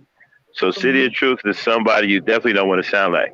How about this one? Okay, then give me a 3 action for Okay. RBR. All right. Abby, are you ready? Yes, I'm ready. All right. 3, 2, 1, action. Hey, what's going on? This is Darren K. Cal. I noticed you were sitting here waiting for me to come tell you the truth. Now, what is your name? What truth are you talking about and you asking me of What my is your name? name? What's your name? What's your name? What's your name? Hey, man. What is your Stop name? carrying Tell me your on me. name. My name is Abna. That's a lie. That's not a name. That's not your name. That's you believing in the Okay. myth of white supremacy. Don't you know that white people want to What kill us? what are Why you talking would you about? listen? Why would you listen to them? They want to kill you. Do you want to kill Oh, off your race? so why are you shouting on me? Who gave you that name? White people gave you that name, right? The racists. Don't you know that they're racist and they want to kill us? Well, anyway, So Do you know I made over 150 films, even though I only got accredited for one? Okay, nice. What do you say, That is Theron? good. Yeah, she's a beauty, isn't she, huh? Yeah, Theron thinks that you're very cute. Hey, baby, are you motivated or what? Yeah. The truth is, listen, as long as you're telling the truth, you're okay with me. Abina. What is your name again? Abibi. What is it? Hey, Abibi? that's not. Hey, that is All not right, my listen. name. Listen, The name Abibi. is Abena. It's all about. Did you vote for Obama? What question you Did you asking vote for? me? Because he's a black genius. And listen, you're thinking this. You're thinking you've joined the Klan. Okay, you joined the Klan and you want to kill us because we're black.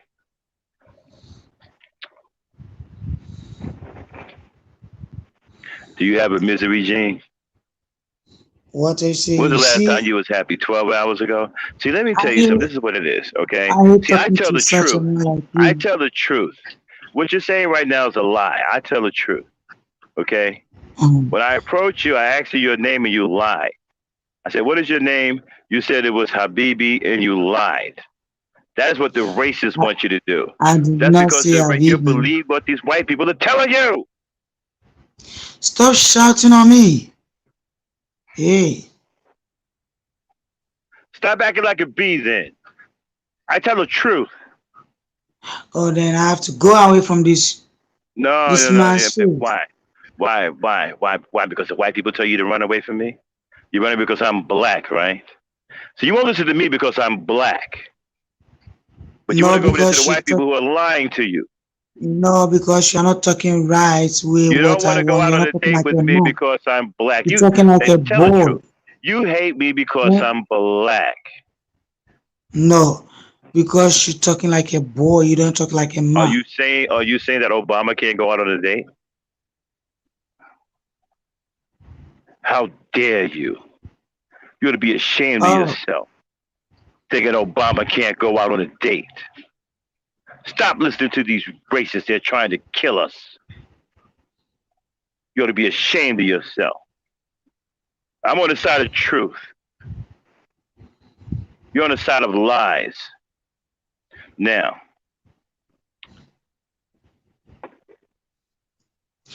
see, I'm not a liar, and I hate the way you shouting at me. You don't know me from anywhere. oh, you hate This the be way I my tell the first truth. time You hate the talking way to I me. tell the truth. You hate the way I tell the Stop truth. shouting. Stop You hate yelling the at way me. you hate the way I tell the truth. I can't help it. I'm telling the truth. Stop lying and say I'm not telling the truth. No one is shouting at you. I'm telling the truth. You hate me because I'm black and you believe in the myth of white supremacy because you believe white people are superior. Wow. Don't you? No, You believe white people no. are superior? Yes, you do. I I You don't don't want to talk believe to in you don't want any to go out on a right. date with me because I'm black, right?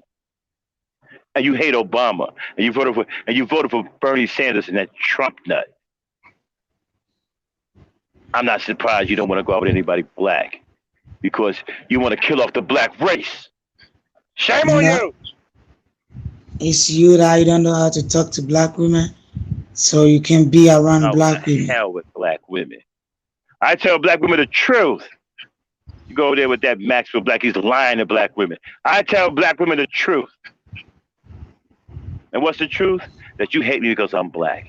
And you believe what white people are telling you and they want to kill everybody on the planet.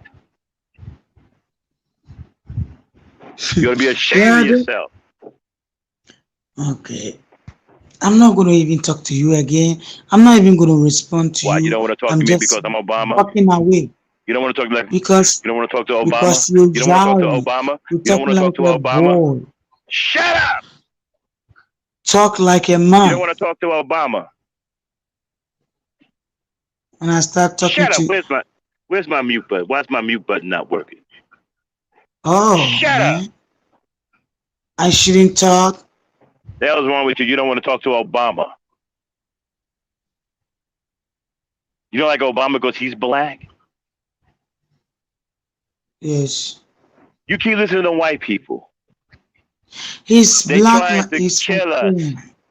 We have to be, we don't put him in charge of our government. What are you dumb niggas gonna understand? You don't put him in charge of our government. Why are you talking about niggas? Niggas. Why are you talking about niggas? You're talking Because you to the me. dumb nigga that put him in charge of our government. Oh You voted for that damn. communist Bernie Sanders. Yes, you did. What do you say, Darren? Yeah, she did it, right, Darren? Yeah. Did she vote for Obama, Darren? No, she didn't. Yeah, no. Shame on you not wanting to go out with Obama because he's black. I got a boy that look like Obama's son. Yeah. You believe in with the white supremacy. You're trying to You kill off the yelling, black race. shouting. Stop yelling and talk calm. Talk as a calm man. Talk like a someone Shut who's a up. real man. You're talking like a child. You're Shut the talking like fuck a up. boy. What are you Talking to me about. saying? Talk like a Shut up. man. Talk like a man. I'm Behave. telling you, I'm Obama. I'm like Obama. He's a black genius. I'm a borderline black genius. We're trying to save the black race. You're trying to kill off the black race. Telling Obama can't go out on a date. The fuck is the matter with you telling me that Obama can't go on a date because he's black? You're shouting too much. You're talking too much. You ought to be ashamed of yourself.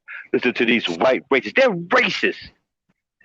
This is the only thing that you know how to say.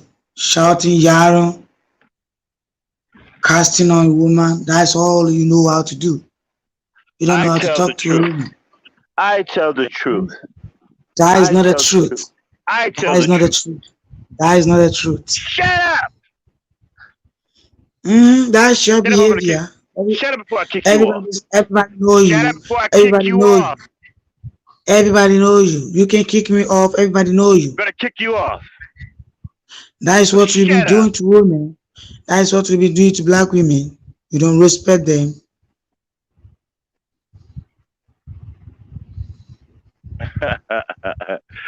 Good sport, Abby. All right, y'all. That's the end of the RBI. You okay, Abby? Yeah, I'm okay. I had to make it authentic, okay? I had to have Ms. Man. I didn't mean to yell at you, okay? Oh yeah, I It was know. just a That is. skit. I know. That is. I All know. right, I know. y'all. Yeah, to me. All right, so critique the RBR conversation, y'all. What y'all think is about not that a man. conversation on RBR with a black woman? Hey, See, Dave, hold it down for me. I'll be right back. no man is not. No woman is gonna be with RBR because look at how he is yarning on a woman. He's shouting, talking to her like he already know her. You don't know her. You just met her, approaching to her, and you're talking like somebody who knows her like for maybe a year or a month. He is not a kind of man that black women have to be with because he's going to leave them in the middle of where nobody is going to help them out. I say RBR don't know what he's saying, he don't know what he's doing. I think he's just there because there is dreadlocks that he lucky.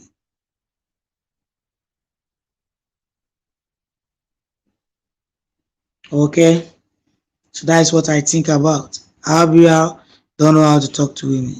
That's all.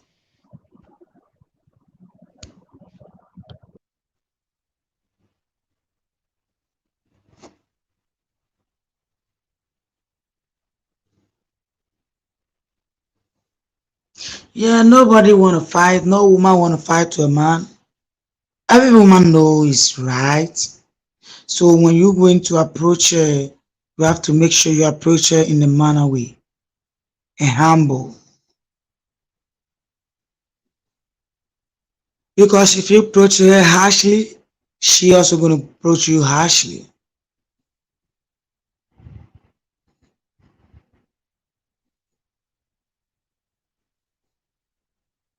Yeah. So Abia is a negative. He has been disappointed in people. Okay, I'm back. You guys hear me? Yes. All right, I'm back. All right, and so that was the conversation of RBR. And again, fellas, you don't want to sound like that. The two last conversations that I've given you, representations of what's out here. Now, even though the City of Truth and the RBR were quite comical, unfortunately, that is a true representation of what's out here today. They either sound like City of Truth or they're someone like RBR. And though we're laughing and snickering, it's really a tragedy that this is what black women have to endure today from men like this. And unfortunately, there's a lot more of these men than there are Jeffrey Moody's out there, or Joe W's, or Truths, or Organic Blacks, And shout out to Organic Black, okay? And even though we make fun and we have fun, it's not fun for black women when they have to endure guys like this, guys who just don't have no manners, no couth about themselves, mentally unstable, emotionally unstable, sexually deviant. City of Truth is a sexual super pervert that has no real rhyme or reason at all. He's just a deviant. RBR is a lunatic. All right, and so unfortunately, these are a large representation of the black men that are out here.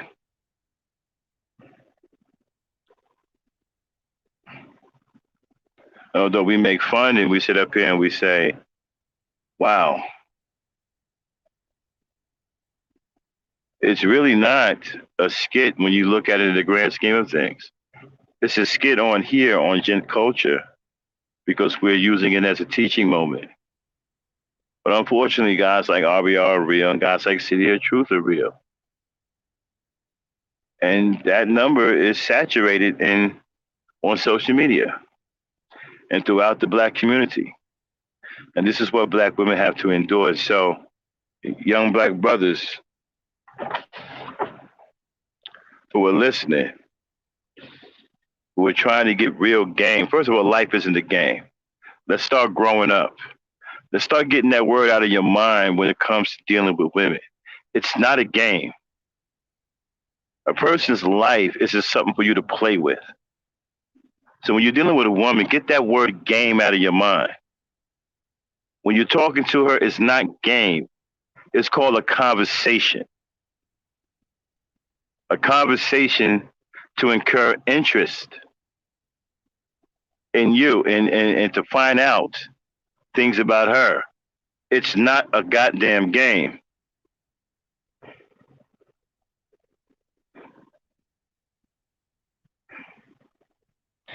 Joe, you're speaking in Spanish.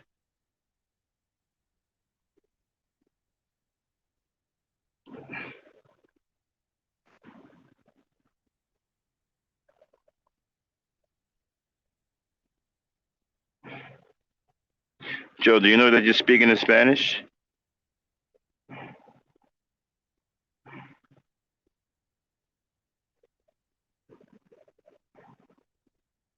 Now, who just came back up?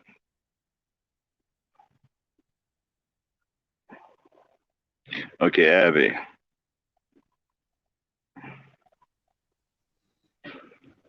Okay, so like I was saying, it's not a game, fellas. We have a lot of brothers who are corrupted and Truth, do you see Joe speaking in Spanish? Es más como el ambicio. It sounds like he's calling him a. Sound like he's calling somebody an imbecile. But like I was saying, right? You have to get out of your mind that when you're talking to a woman, that the conversation that you're having with her is some kind of game. It's not a game, and you have to get out of this thug culture. This thug culture keeps you psychologically immature. What does a thug do in the community? Nothing. He's just a peripatetic teenage boy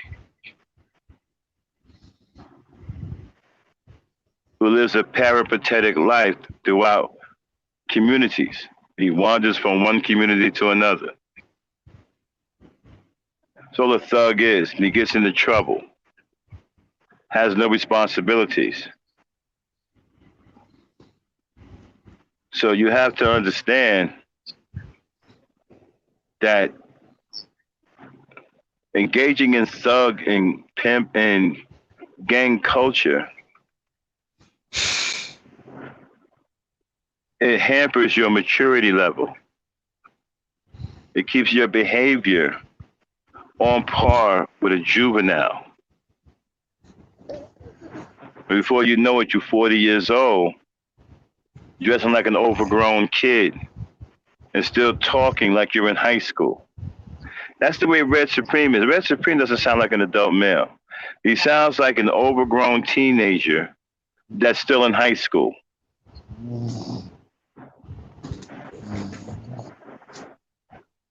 Abby?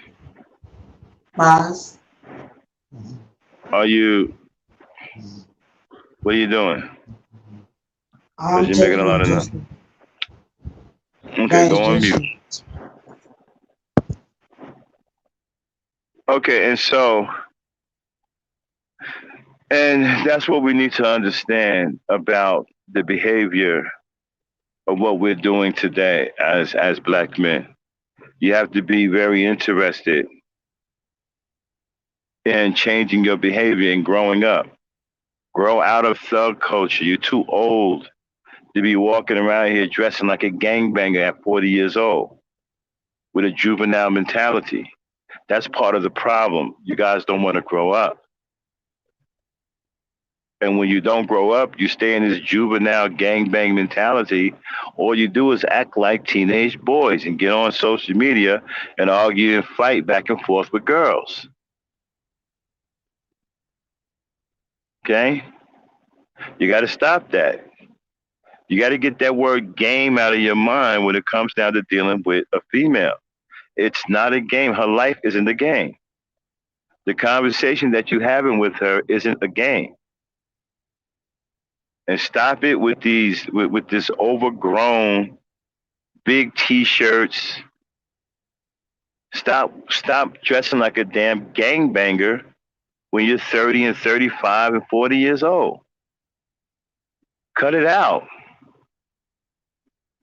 Dress like a grown-ass man that's about something. Like I said, you see these 40-year-old, 30-some-year-old adolescents, juvenile delinquents at the age of 35, deeply immersed in thug culture. Thug culture keeps you immature. As long as you're involved in thug culture, you won't mentally grow into an adult. Okay?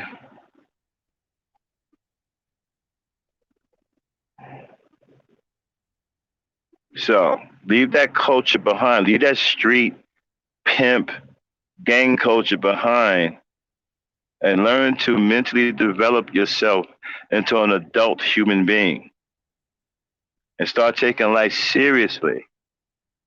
So you won't be 40 years old walking around here thinking that, life is a joke.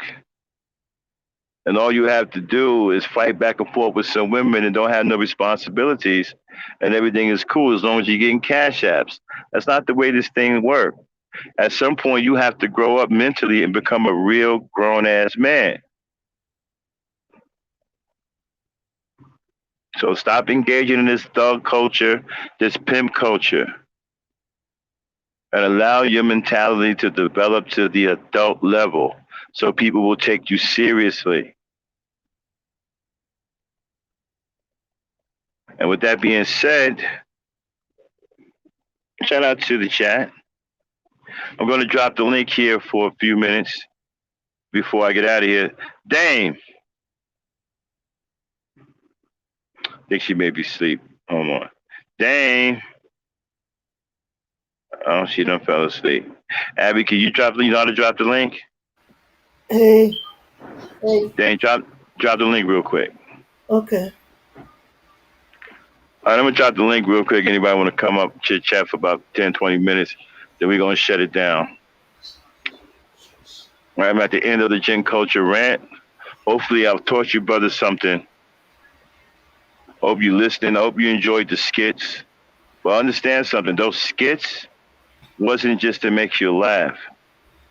They were there to make you think. Because unfortunately, even though they may have been funny, those type of men are absolutely real today, and there's a lot of them in the community. And it's what black women are facing every single day. They face more City of Truths than they do Jeffrey Moody's. They face more RBRs than they do Jeffrey Moody's. There's not enough Jeffrey Moody's out there. There's too many City of Truths, too many RBRs. We have got to do better as black men. You have to grow up. Your maturity level is the problem. Stop thinking that life is a damn game. Grow the fuck up. You guys are 35 and 40 years old with the mentality of juveniles. Stop it. Grow the fuck up. And that's the end of my GentCulture. The link's in the chat. We're going to hang out for a few minutes. Oh, no, Joe, I did a skit. I was teaching the brothers on having a conversation with a woman and why a lot of them can't get women because their conversation is bad. And so we had 4 scenarios, and the brothers had a conversation with the woman, and they picked the conversation apart on what they liked about the conversation, what they didn't like. A City of Truth was a particular style of conversation, and so was RBR. You know, and so we was using those particular styles of conversation to teach the brothers as what not to do when they approach women and when they're talking to women. You understand what I'm saying? So brothers, don't just laugh. Yes, I know it was entertaining, but I want you to really think about what you heard and understand that there's a lot of men out here like this, and this is what black women are facing more often than not. The Jeffrey Moody's are out there too, but there's so many City of Truths and RBRs that they can't get to the Jeffrey Moody's. Okay? Don't be a City of Truth. Don't be an RBR. Be a Jeffrey Moody. That's what the women are looking for. Be a Jeffrey Moody. All right? And next time on GentCulture, we'll talk about something else. Hopefully I gave you guys something to think about, something to improve your status with women. And we'll do it again next week. In the meantime, the link is in the chat. I'm going to hang around for about a few more minutes. Ladies, you have any questions? Usually some ladies have questions in the chat. And Abby, come on in here. I'm going to chit chat with Abby for a little bit. Hello. Oh, that's good, Joe. That's good. All right.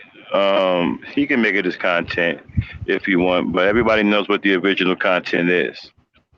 GentCulture is all mine. It's been created by me. He can't hijack it. And if anybody listens to that fool, then you deserve what you get. Listen, I'm not here to, you know, kiss anybody's ass. I'm here to help brothers who want to be helped. All right. If they want to listen to a jackass like that and become a permanent loser, that's on them. I'm here to try to help brothers do the right thing. Because I do know what I'm talking about. Abriel doesn't know what the fuck he's talking about when it comes down to women.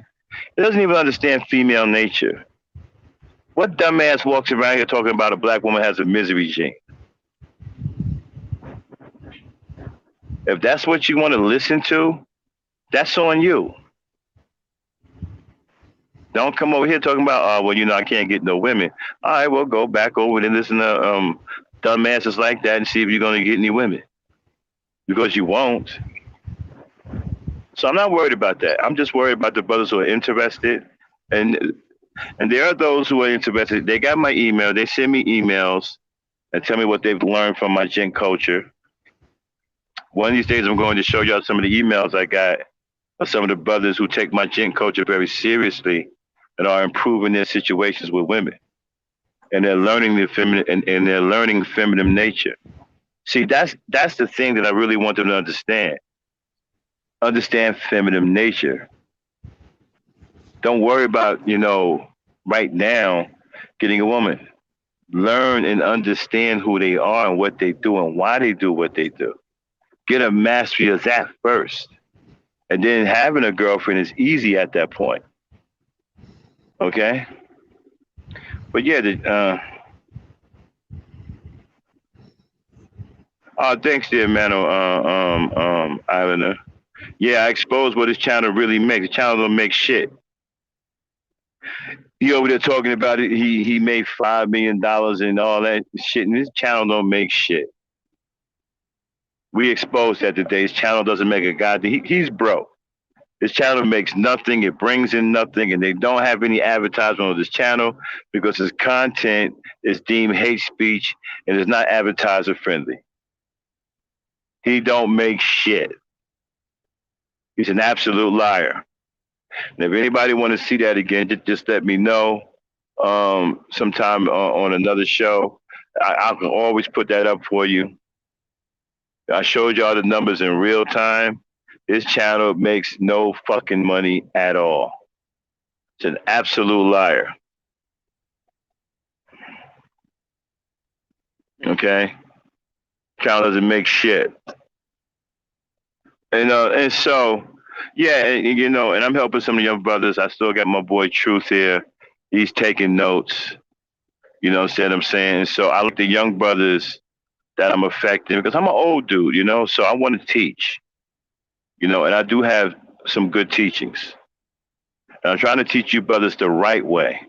This is not being a simp. This is about understanding who you are as a man and how it relates to a woman.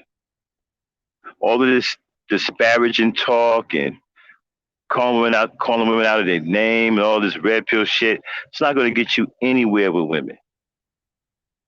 You're never going to you're never going to have a decent relationship with a woman if that's what your mentality is. And then many of y'all have to grow up. Y'all got to stop with this fucking juvenile shit. You got to cut it out. You just heard from the Thunder Princess on what she's looking for in the man. They're looking for maturity. You got to have a job.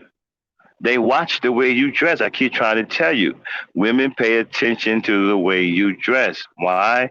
Because it's connected to your personality. So the way you dress is going to tell them a lot about you.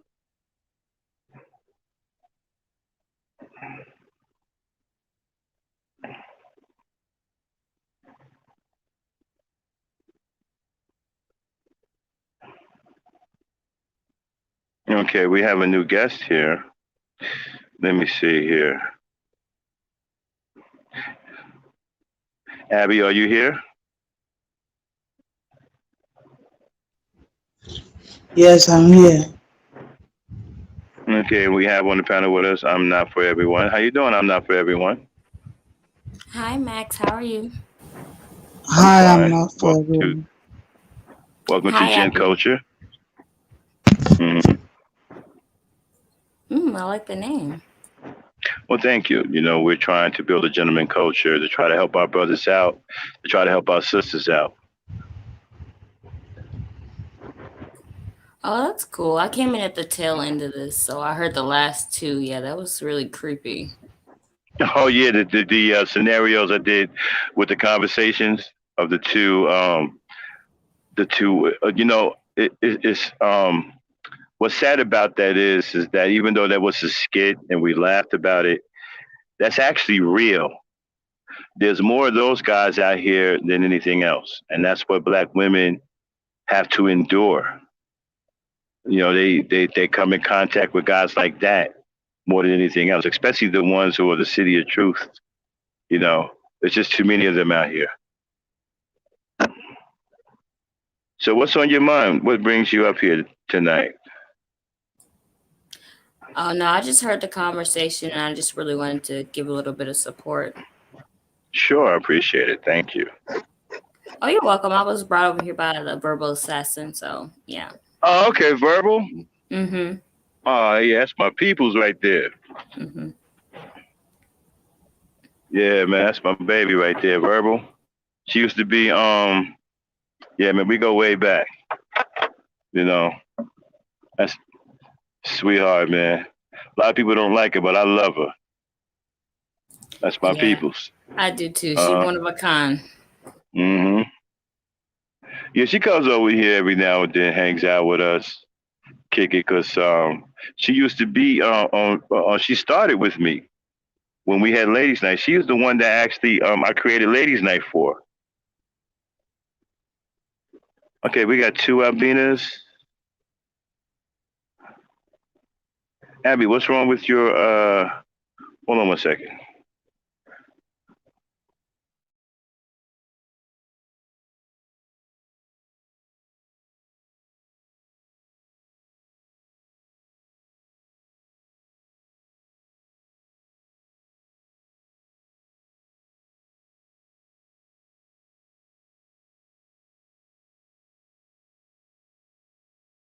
Okay, Avana, you switching Hey, over?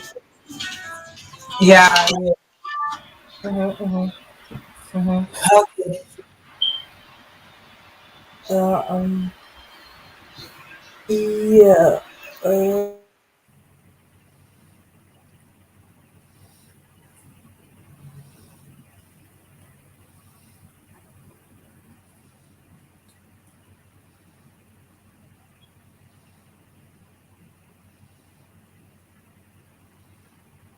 Yeah, I was just switching it over and be on the laptop. That's why my name was too over there.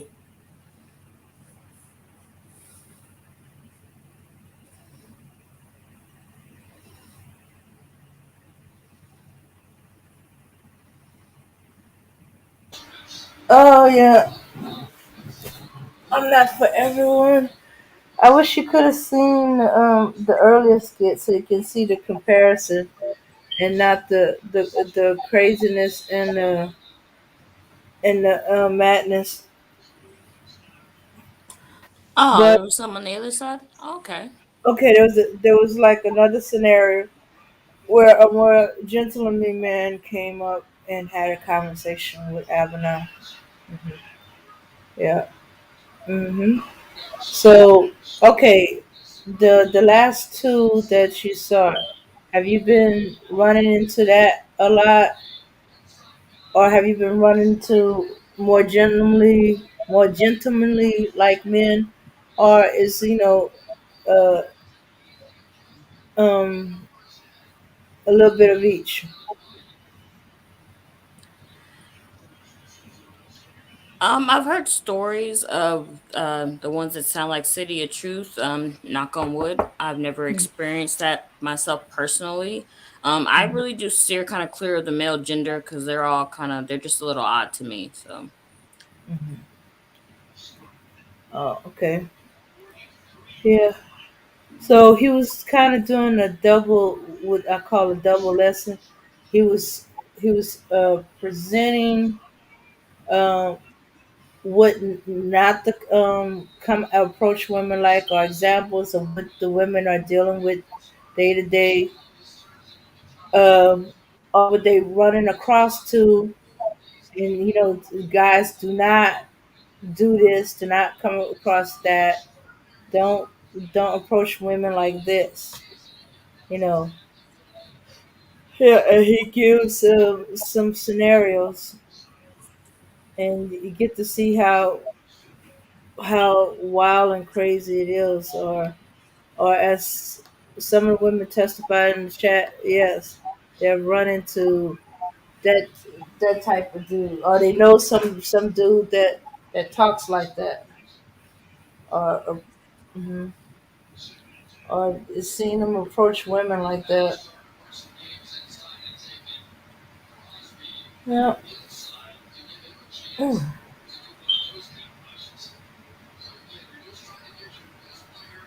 So you just came to just support, or you had a question? Oh no, I just came to support. I've seen a few lives before, and I've also caught some of the replays. So I just wanted to come up here just give a little bit of support, Oh, especially okay. on the topic since you guys were talking about how guys are approaching, and yeah, those scenarios, yeah, they are creepy and scary, and for women, it's not funny at No, all. Um, no, no. Yeah, yeah. And I've seen one where the guy's idea of a cold approach is to go, "Hey, hey, hey, you," and then when she don't respond, call out some names and get into a fight with her, and then compliment her. I was like, they don't believe that really works, do they? Yeah. you'd have you'd have to ask one of them. For us, and that's not gonna work. But I don't know what they're thinking in their heads. Hmm. Yeah.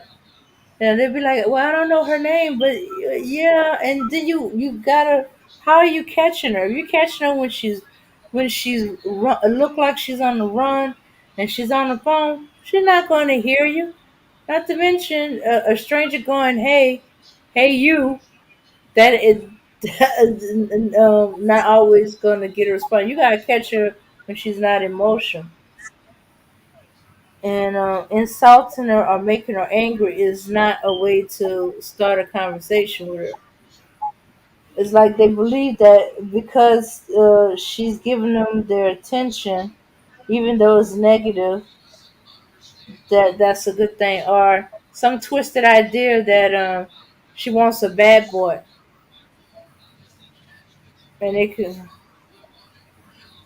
Well, I remember. Let me see. Didn't really get a chance to get into it for ladies' night. We was talking about the gentleman versus the roughneck, the Pookie and Ray Ray versus the educated Lane.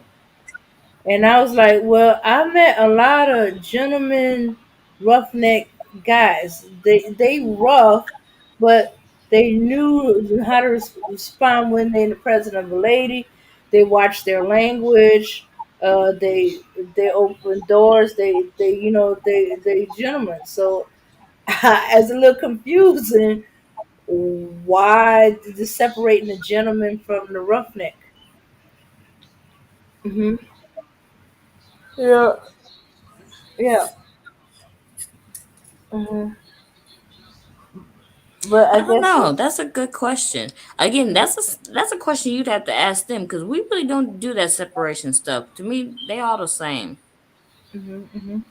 But Yeah, I and do remember. I know the kind of guy you're talking about. I haven't seen him recently. When I was a kid, I used to see those kind of guys. Yeah, the roughneck. He knew how to act in front of women. But yeah, he was that guy. But yeah. Mhm. every now and then I see one of them pop up, or I guess now is okay. I'm assuming Pookie and Ray Ray is a thug like dude or something like that. I'm not quite clear what a Pookie and Ray Ray is, but I've ran into gentlemanly ones that's, I guess, fit into that thug or Pookie and Ray Ray scenario, or the stereotype uh, that they have. And uh, and just gentlemanly, as as I expected. Yeah, and sometimes and as I said before, there's no when you first meeting a differential between a good guy and a bad guy. Is as you get to know them and you start talking to them, that's when the differences might show up, and then it might take a while. Sometimes it ain't gonna take one conversation. Oh, this guy's a good guy. This guy's a bad guy. No, no, no. So back to them crazy manosphere red pills that said women should have chose better. Uh, and she always choosing the bad guy. But as I said, it's hard to tell the bad guy and the good guy from the beginning. They'll seem the same when you first meet them. Uh, Yeah, if they could learn how to differentiate between the good ones and the bad ones, that'd be great if they could do that themselves. mm-hmm. Why don't y'all just do that? Help us differentiate from the good and the bad ones because you all look the same to us. So Hmm. Yeah. Yeah, no, yeah. If you look in some of past Max's past gen cultures, and this is why it attract women so much. Not is he teaching the guy's name, but he'll point out red flags to women in case they're not aware of it. He said, "Y'all don't seem to be aware of red flag." I said, "Well, there's a whole bunch of us, depending on which generation, who grew up without their dad in the home or their dad in their life. So yeah, there was nobody there to tell them this is what you need to watch out for. If a man is behaving like this or he's talking like this, get away from him. Or there's something wrong with him. Or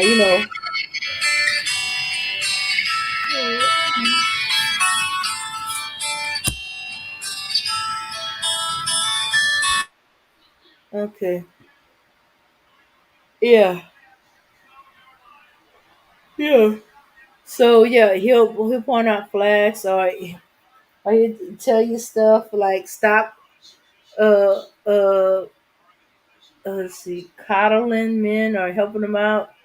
If you don't have a job, don't let them in your house. Okay, which is some truth. That he said men will um, work on certain men will work on a woman's caring nature, and she's thinking she's helping them out, but that's the worst thing. Yeah, yeah. what? Like she's enabling him? Yeah. Oh, okay. Yeah, she's Yeah. enabling him to stay in his rut. Yeah. Yeah. So, so if he start making noise about, can stay with you a few days, close the door, tell him figure it out. And I thought about certain relatives of mine. I was like, okay, at some point or another, if it ain't, the women have coddled them. It's either girlfriend, mom, even me, a cousin, you know. Mhm. And shoots, I'm trying to wean. I've been weaning them off of me, but every now and then something will come up, and I help out if I can. I'm like, am I coddling him or am I helping him out? But he learns that he had burned too many bridges and he made too many mistakes, and he's trying to do it on his own, but uh, every now and then he needs a little help. So if I'm But helping I'm him, not. trying to help him how to do it himself or something like that. Mainly right now, it's like dealing with phones and certain apps and setting up and trying to understand certain terms or whatever. Mm. Mhm. So I'm not for everyone. How do you think Mass was what he was teaching these young brothers? How do you think it goes? Or did it goes very well? And did the young brothers need to listen and even need to pick something from it because he's directing them to the right path, which it has been there for a long, and they don't know what they're supposed to do. How is your thought about it? You know, Oh, this is the first Gen Culture one I'm hearing, panel I'm hearing, so I haven't really heard the rest of them, but I think he's doing good so far. yeah, because gene culture is very good topic that sometimes it brings out, it voice out a lot of things. And because of now we have a lot of feminine guys that their mindset being weak and they don't have anything in their mind. So for all these things that he's doing is pulling them up that hey, in the generation or the old school time, their mindset is different from our own or our generation that we are in now. And that tells you a lot of differences that he been bringing it out. And it's not the boys alone. Even we the girls, we be included. He been teaching us some of the things that we will basically knows when we get a boys or we get a man. And before you're going to grab a man, you're going to know the right person you're going for because he have taught you what you're supposed to know about those men.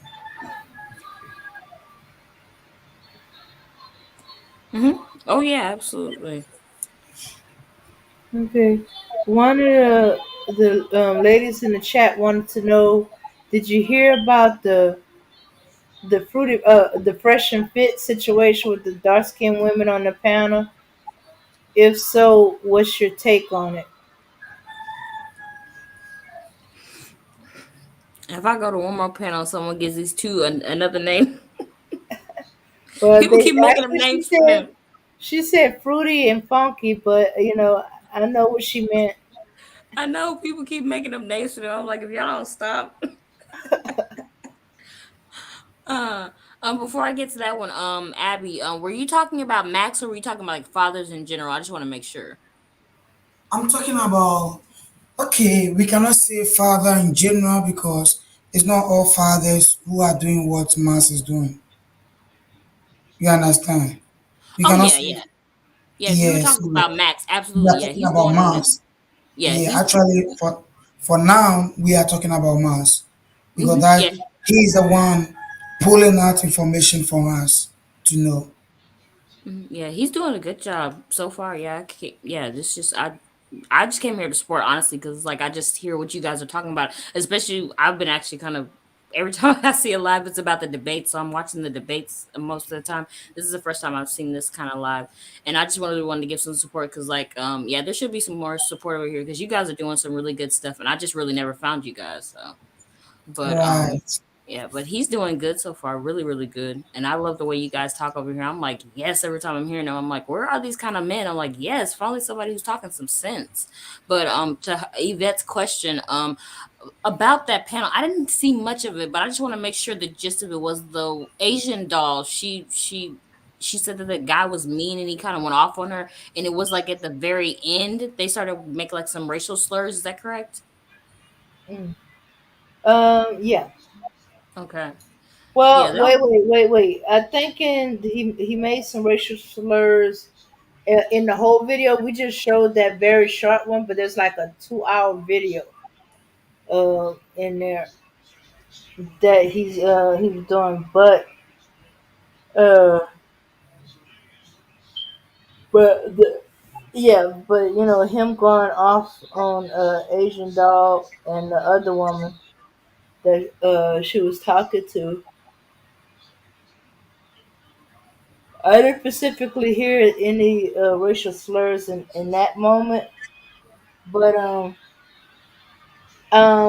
I do know that there was a lot of suspect stuff in the whole 2 hour thing.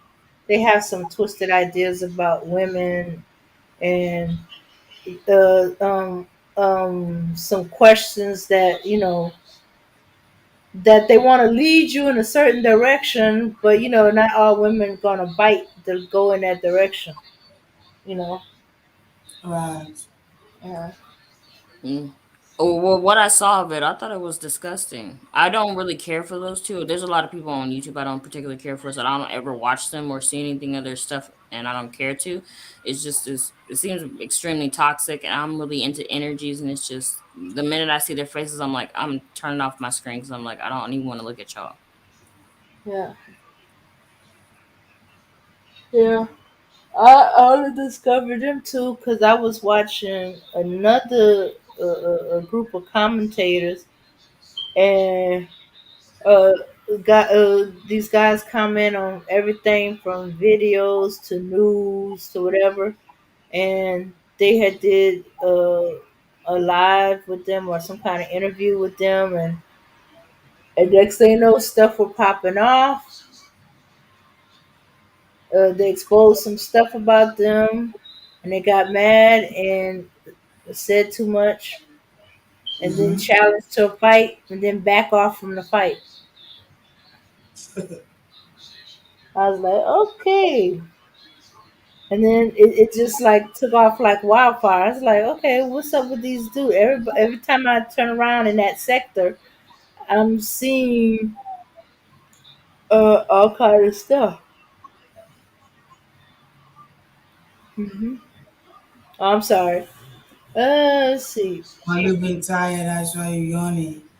You Yeah, Hmm. need some yeah, sleep. Man. And I don't yeah. understand what people's issue is with dark skinned women. I'm like, are you jealous because you can't touch one because their skin is so smooth You and know, perfect? What is wrong with you? Like her you skin know, is damn near flawless. Just okay, jealous. right. Do you know the reason why they are jealous about dark skin? Because we have a lot of things that they don't have, and we are very pretty, and they don't have it. So they think that why is it that dark skinned people always being very beautiful? And when you see them, you see that here we are. Because they don't have, when it comes to everything, we get it. But when it comes to them, there's the question mark on them. So they're always going to be jealous of we, the dark skin, because wherever we find ourselves, the two parts find ourselves, they're going to choose us and leave them. That's why they are trying to copy us, steal everything we have from us, so that they are going to be under those position of what we supposed to be there. Yeah. I think what it is, they be trying to paint all dark skinned women as a certain type.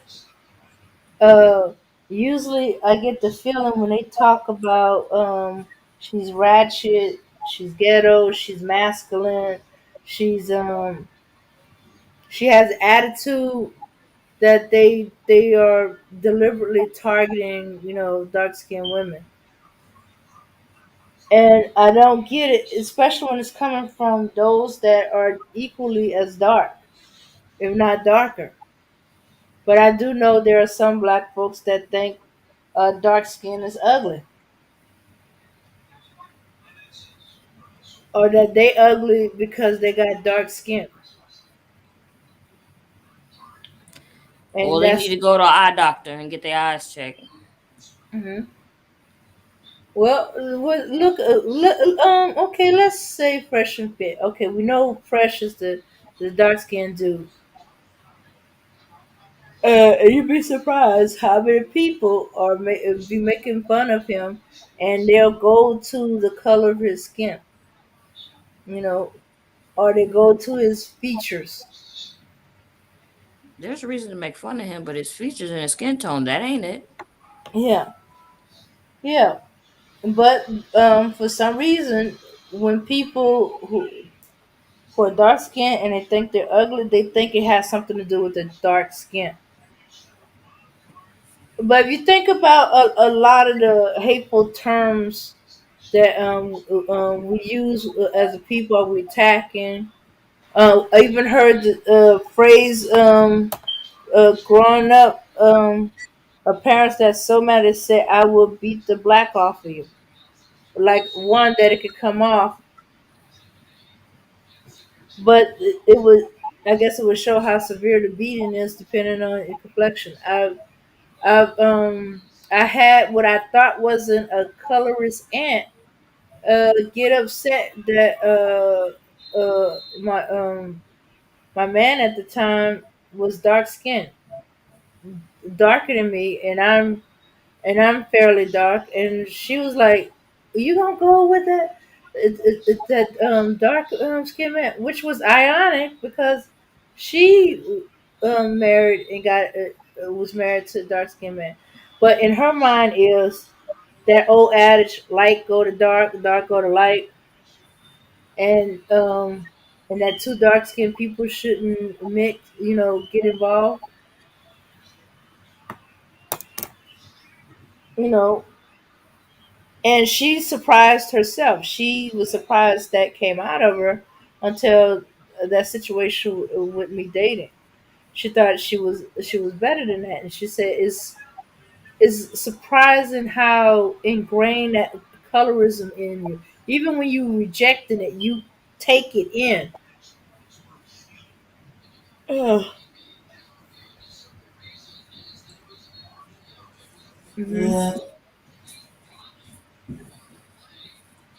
Yeah, because I always wonder how countries in Africa with a high bleaching, people are bleaching themselves. I said, wait a minute, that should be the last place that's supposed to be bleaching because all the beautiful black and melanated skin that's out there in all these different African countries. Why would they be bleaching? Why would they think their skin is ugly as a dark skin? And that's how insidious colorism is. I know some of it's from them being colonized, but you figure, it wouldn't be taken in because white is in a minority in these countries. You know, uh,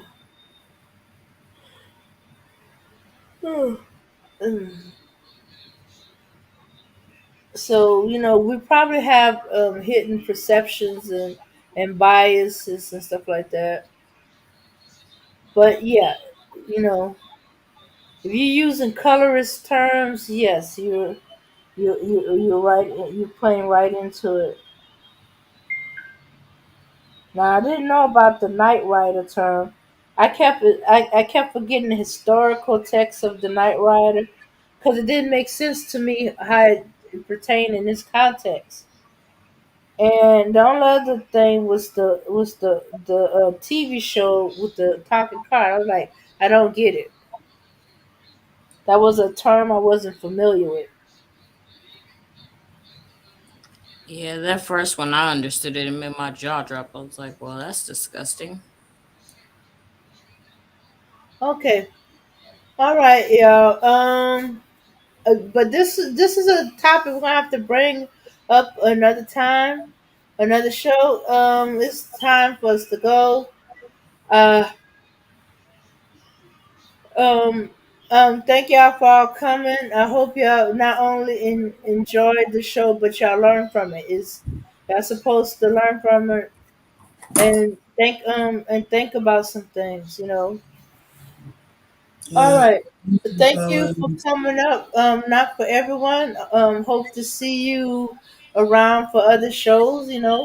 Even if you don't come up on the panel, just even among the chat. Oh yeah, absolutely. Hmm. All right. All right, everyone. See y'all. See y'all later. Peace, power, and unity. And y'all have a good night. All right. Let's go out with some music.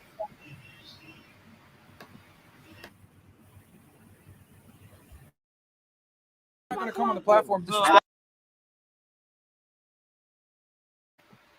Dang it, I forgot I still was on that fresh and fit conversation. All right, okay. Let me put my music back on.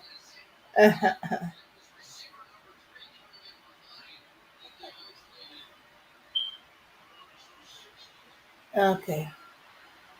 All right, yeah. Now we can leave out with some music.